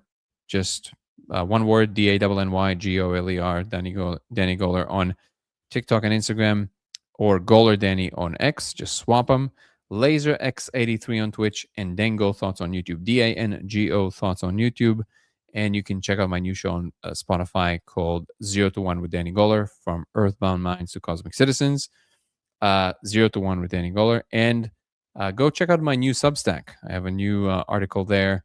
It's just Danny Goler as well, my Substack. And I'm releasing a new article very, very soon. So that's worth checking out as well. And if you guys want to know more about, come join the membership program on YouTube, because tomorrow we're going to have a membership live in which we dive much deeper into all kinds of subjects and we watch videos together because we're not really limited by any promotional stuff. So if you're a member, you have access to that. And one of them is going to be happening tomorrow. Please come join to the membership program for that. And you will also get early access to all my content. And grab yourself something from the merch store on YouTube. In the description, you'll see all the designs we have. We have the Code of Reality designs and the Human First designs. The Human First is the design that denotes the attitude that we should treat each other as humans first before any political affiliation, religious conviction, or belief you might have about the world. And I think that's a pretty cool symbol to rock. And if you want to know more about the laser and the experiment, you can go to codeofreality.com. codeofreality.com, where you can find the protocol, the lasers, and everything else. And if you did the laser experiment, and or you want to see other people's laser experiments, and you want to share your laser experiment or see others, you can do it anonymously. Go to veilbreak.ai, and share your experience there. Here, I put it right here on YouTube. And lastly, come join our Discord community of like-minded people talking about these ideas. You can find the link to it on YouTube on the main page. Fourth link from the top now, and the link tree in the description on TikTok. First link from the top. Come join our Discord community. We have a lot of great people talking about these things. I want to acknowledge our incredible moderator, Guru. Brother, you're the man. Always here. Always supporting. Much, much, much appreciated. Just like one way valve. I'll read your comments in 1 second, guys. I'm not going to hop off. I promise I will. And I want to acknowledge all of the incredible audience that is always here. If you're a new listener, if you're an old listener, thank you so much for being part of this community, because without you, just me talking to myself and to my dogs, which I'm sure they really enjoy, but it's a lot more fun when there's a lot of people listening. So thank you for coming, asking questions, debating, and getting interested, because it makes this worth having. And thank you so much for incredible people who joined on Discord. Our usuals, Nico, had to jump off, but much appreciated. Scott, thank you for asking the questions. Gary, always much appreciated. Stephanie, Casey, Chris, and Jed Black, thank you so much, guys. And now we can have a few more words before we jump off. Stephanie, do you have anything else to add? And then I'll have Casey jump in because he just joined us. Goodness, not sure briefly what to add. I'm actually on a shamanic journeying retreat tonight, and so had a soul retrieval a little bit ago. So that's neat. Wait, And what is that? we'll Can you? definitely get into that deeper at some point. It's kind of I don't know. It's very similar to psychedelic trips, but you don't have to take any medicine, and it takes like 10 minutes. So that's real neat. That's wild. Yeah, it's trippy, dude. What good? I'm able to do it because my brain is already so slippery, and so yeah, you just go into kind of a trance and see all the same stuff that you do with medicine, but then you just come out of it. And That's you're done. wait. So what is? But how does the training work? You're just kind of taught how to go into the trance. Okay. So Sandra Ingerman, Ingerman, is kind of the premier Western. They don't call themselves shamans because they're not indigenous, but on the shamanic path. And she does a training online for like $300 maybe. Wow. That just kind of guides you through it and teaches you how to do it. And then also I'm at Synchronistically. I met a woman a couple years ago who is one of Sandra's students. She's like, this woman is 84. She's delightful. She's been doing it with Sandra since the 90s. And so she's also kind of my mentor and guide in it. Wow. That's amazing. Well, good luck with that, and safe soul retrieval. Yeah. It went well. Amazing. Thank you for sharing. Casey, how are you, brother? I'm really good. How about you? Doing great. I'm curious. So, same visuals as Stephanie, same visuals as the molecule you're saying? I mean, it's not as clear and intense, and you have more kind of ego control in it. But yes, the same incredibly unexpected. Where did that come from? So like today, an owl flew down and grabbed my shoulders and took me into a tree and hung me upside down, and like trippy stuff, weird stuff. And I'm not a very good storyteller, and so I don't know. Maybe it's purely a secular Jungian collective unconscious. Well, Maybe it's magic. Maybe it is a spiritual thing. I don't know. How realistic? Why? How realistic But is in this the experience? end, the result is the same to me. It's positive, so I really don't care how it works, I guess. How realistic is this experience? What are you saying? How realistic? Yeah, how realistic is this experience? Very. I mean, it's dreamlike. What do you mean by realistic? Well, like, does it feel like real life, Weird and or otherworldly. Yeah, it's real weird. So like one time I went down and like met Persephone, and she gave me in the underworld, and she gave me a stick, a staff, and a water bottle and a backpack, and kind of prepared me for something. You know, the afterwards of like what and why, you know, the integration part is an important piece, and it all always relates back to, you know, life journeys. So not so bro is asking, is it kind of like hypnagogic images? What do you mean by that? You know, right before you fall asleep, there's this phenomena that you kind of see these images that look very realistic to you. Is it more like that, or is it an all immersive experience? It's all immersive. Like it's like being in a video game. Like you can turn around and look and walk and go and do.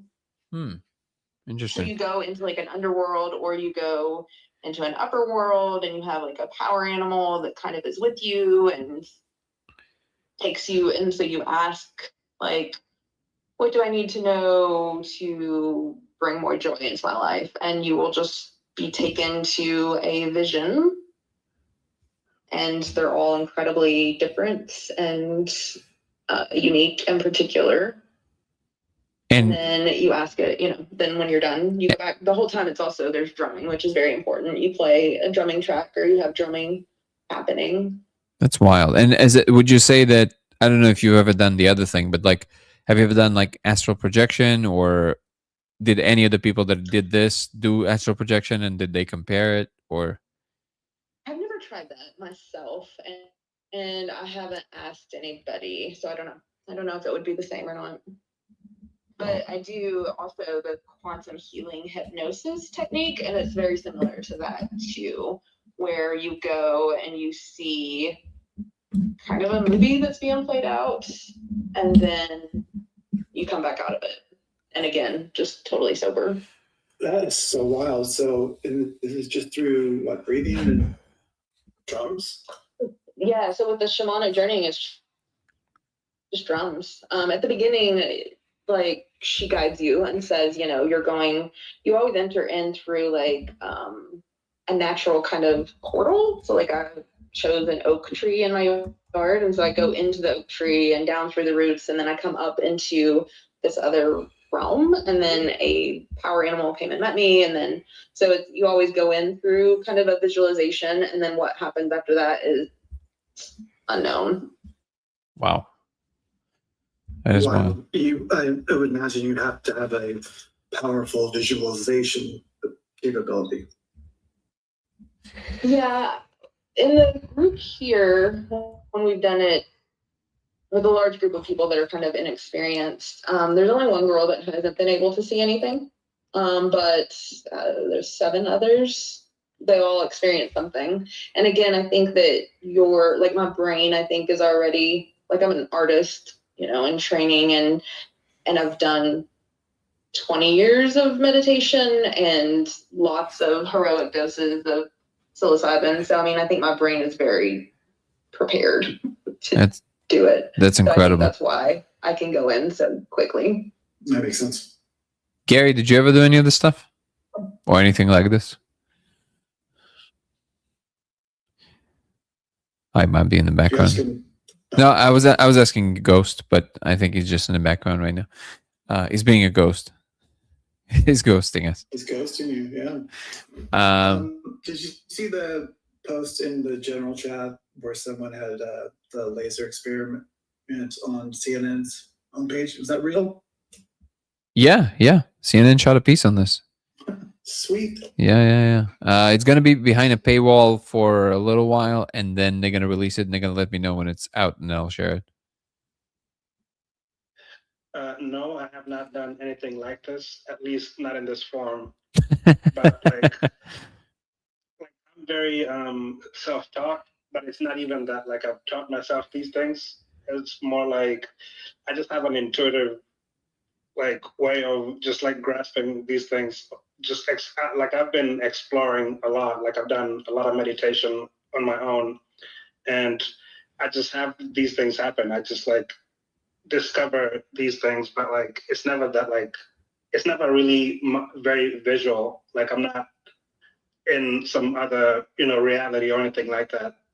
It's usually more like I just like get intuitive flashes, and it's all like the way I kind of think about it is like it's very telepathic for me, that like the way I access these spaces and the information in them. Yeah, I'm thinking back to when I used to do this kind of thing, and it's a way of it's a visualization thing. I don't know how well you'll be able to comprehend this one, Dan, because you're the person that doesn't visualize exactly. much, so. I can't. Yeah. It's a thing where you sit back and you walk yourself through Stephanie, correct me if I'm wrong, but it's you like self hypnosis type of thing where you just generate the visuals on the way in, and then these things will appear. You know, subtle but visual. It's such a foreign concept to me. It's crazy. Yeah, and Yeah, go ahead. like Nick was talking about the indigenous people, this is just their culture and their spirituality. And so they absolutely believe that you can go into that realm and then kind of do things to influence. So there's upper, lower, and middle is kind of this reality. And they believe that you can go into that and kind of influence other people or do like spiritual attacks. I don't know if, I mean, it certainly does affect people in their culture where they feel like they are attacked. I don't know if it would work if you didn't share the same belief system. No, And it again, totally maybe does. it's all placebo effect. No, it totally does. I have a girlfriend. It totally can.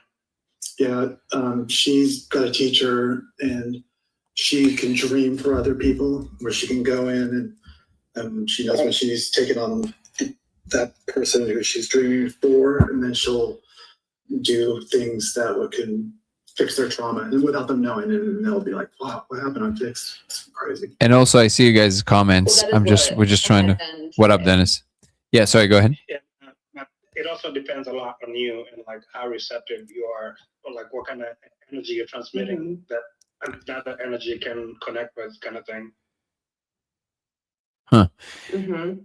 Yeah, and that this might be connecting to like some of the. So one of the things actually that you mentioned, the CNN story. One of the things they really wanted is that we only bring people who've never seen it before. And it's interesting because in this particular session, all the people that didn't see it before, that didn't see it before, all of them had a really hard time. And one of the people did say that explicitly that he was having a really hard time with the cameras right on him, and it's understandable. But I can't wait to crack the what's going on here, because I don't. Remind me, Casey, did you see it right away? Yeah, yeah. With the protocol, there's certain things I've noticed that are key. Like we talked about this a little bit during the filming, but you have to. I've noticed that sitting from One side. perspective where you're on facing the X, you are on the left hand side looking in. So you want to be. That's a easier way to see the code for some reason. If you're sitting and you're looking.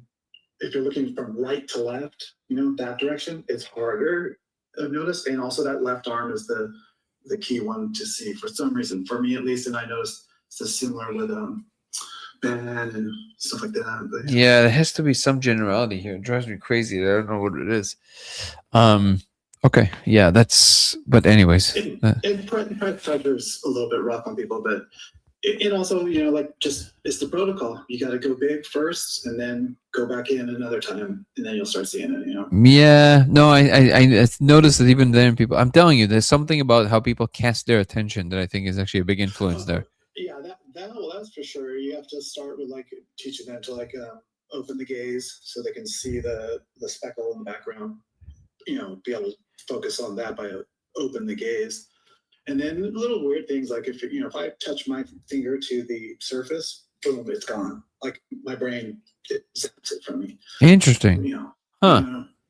So I also, can't do it like where it's on my hand or anything like that. It's just I start thinking about it too much or something. yeah, interesting. So John is also saying I saw a podcast recently. Have you ever heard? I'm sorry. Go ahead. No, you go. Go ahead. I was just wondering, have you ever heard of visual snow syndrome? Yeah, when people see kind of residual snow after the psychedelics. No, it's a neurological condition. I actually had it with like 4 other random neurological issues. So somebody were you the one? All the time. Were you the one that emailed me about it? Did you see also kind of like a code No. looking? Okay, so somebody recently emailed me that they have it and had it since they were a child.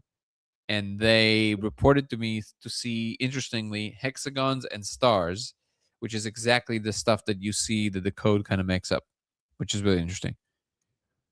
Mm-hmm. Well, I have this visual snow syndrome, and I have not tried the code yet. But I just wonder, like, I see it at the time. So see if you can see anything in the laser without Been on the anything. samples. See if, Wonder- see if you can see anything in the laser without the molecule. Yeah, I'll have to get it set up. That would be interesting. So just now, one quick Oh, well, that's a good idea. Yeah. Yeah, one quick comment from John. He said, I saw a podcast recently of some guy who used to be a drum shaman, described entities and experiences very similar to DMT. Me and my friend tried on and off for over a month to see the code with no luck. Then we both saw it on the same day, like we were granted access or something. We live in different states. A huge part is emphasizing letting your eyes go out of focus. Yes, we do emphasize this, but that's what I'm saying. I think that there's a few things in place here.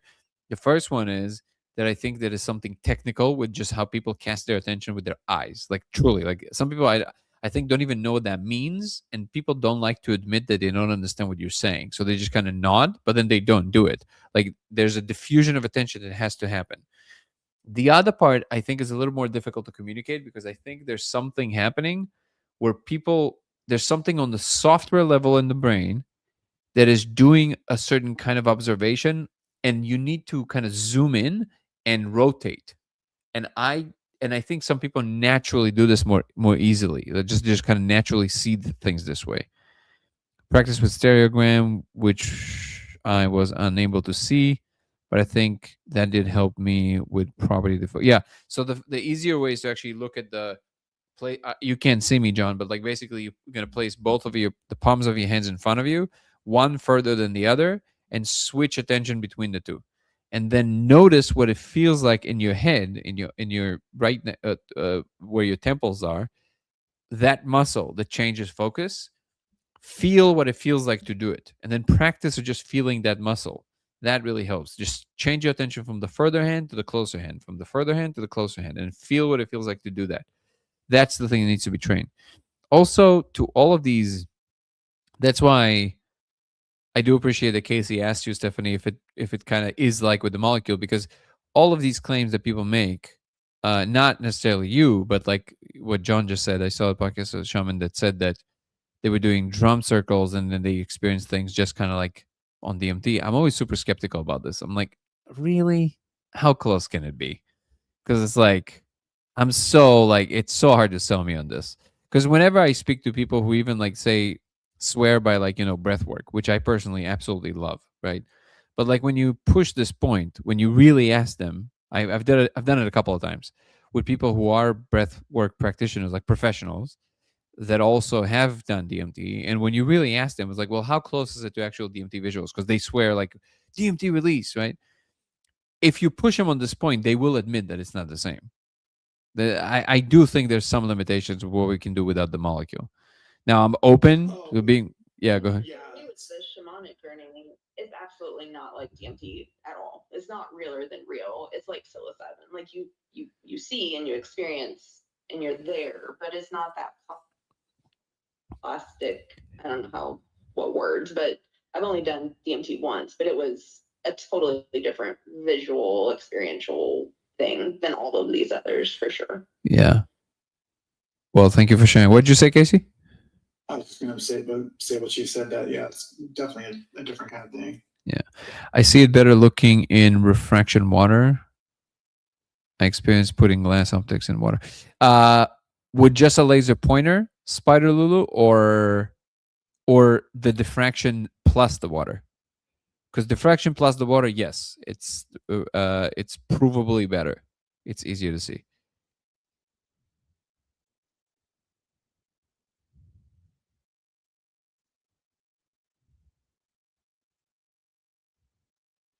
I was wondering if Jet Black made any progress enlarging.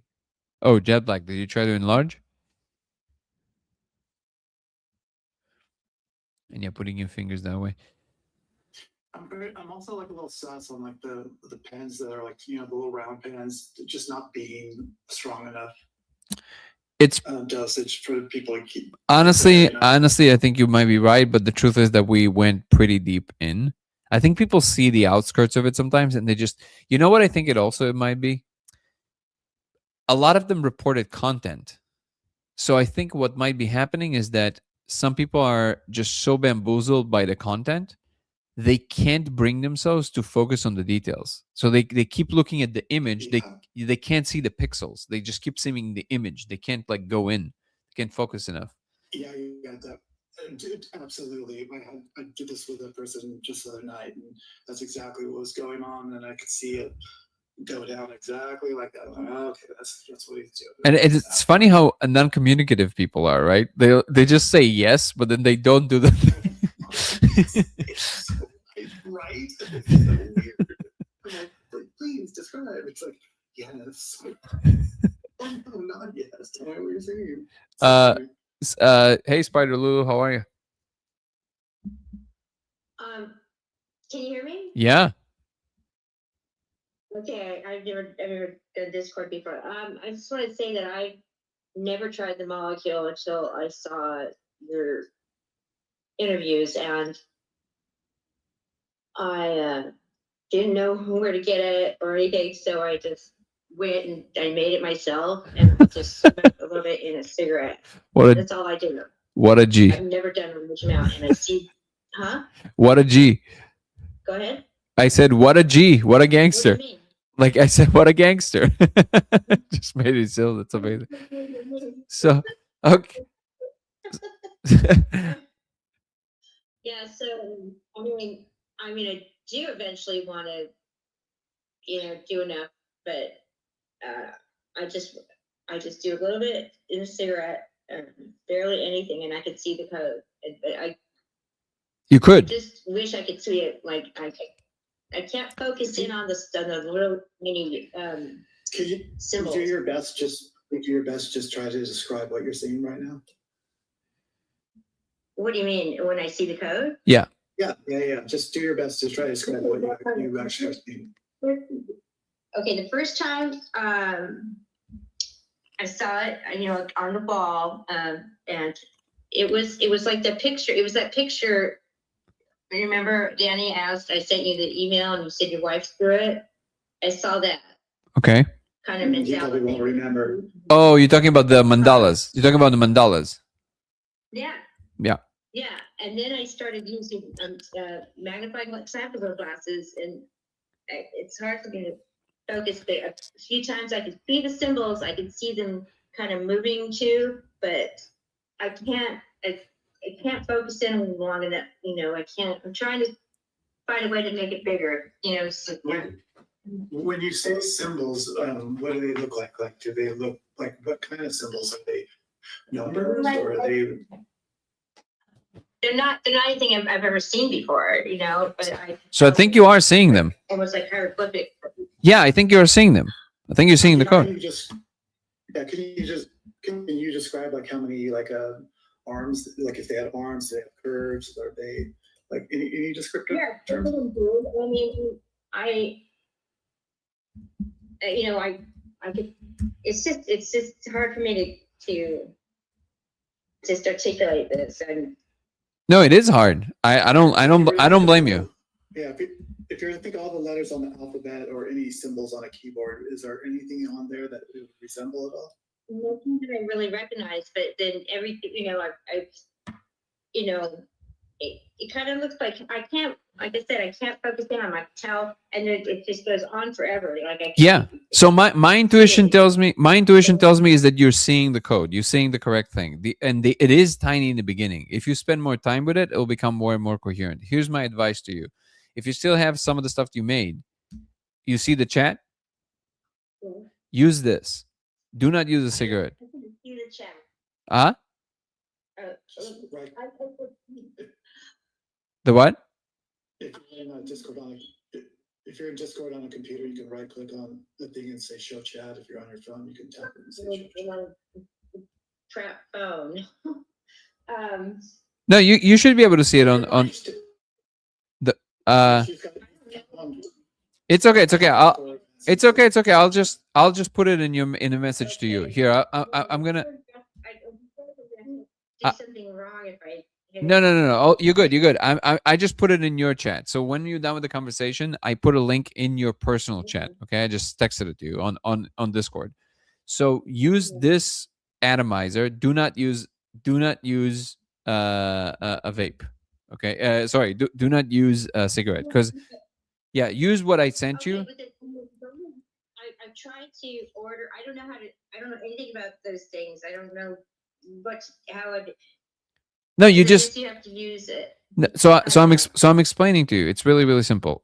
There's also instructions inside. So this is the best atomizer I've ever seen. It's this. Oh, you can't see video right now, right? Not right now, but Wait, if I turn on my video. Well, hold on. I'm seeing it though.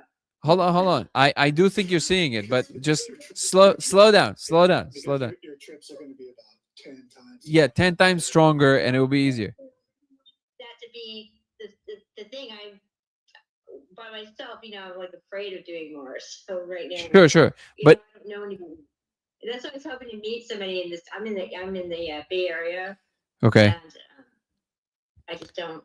I was hoping I could, find a group or something before I did any more of that, But Sure. I mean, it's trying to make me. It feels like super easy, but the So kind of people here, nobody knows even DMT, my neighborhood. So. oh no, San Francisco Bay Area people know very well about all this stuff. No, the neighborhood I'm in right now, it's not.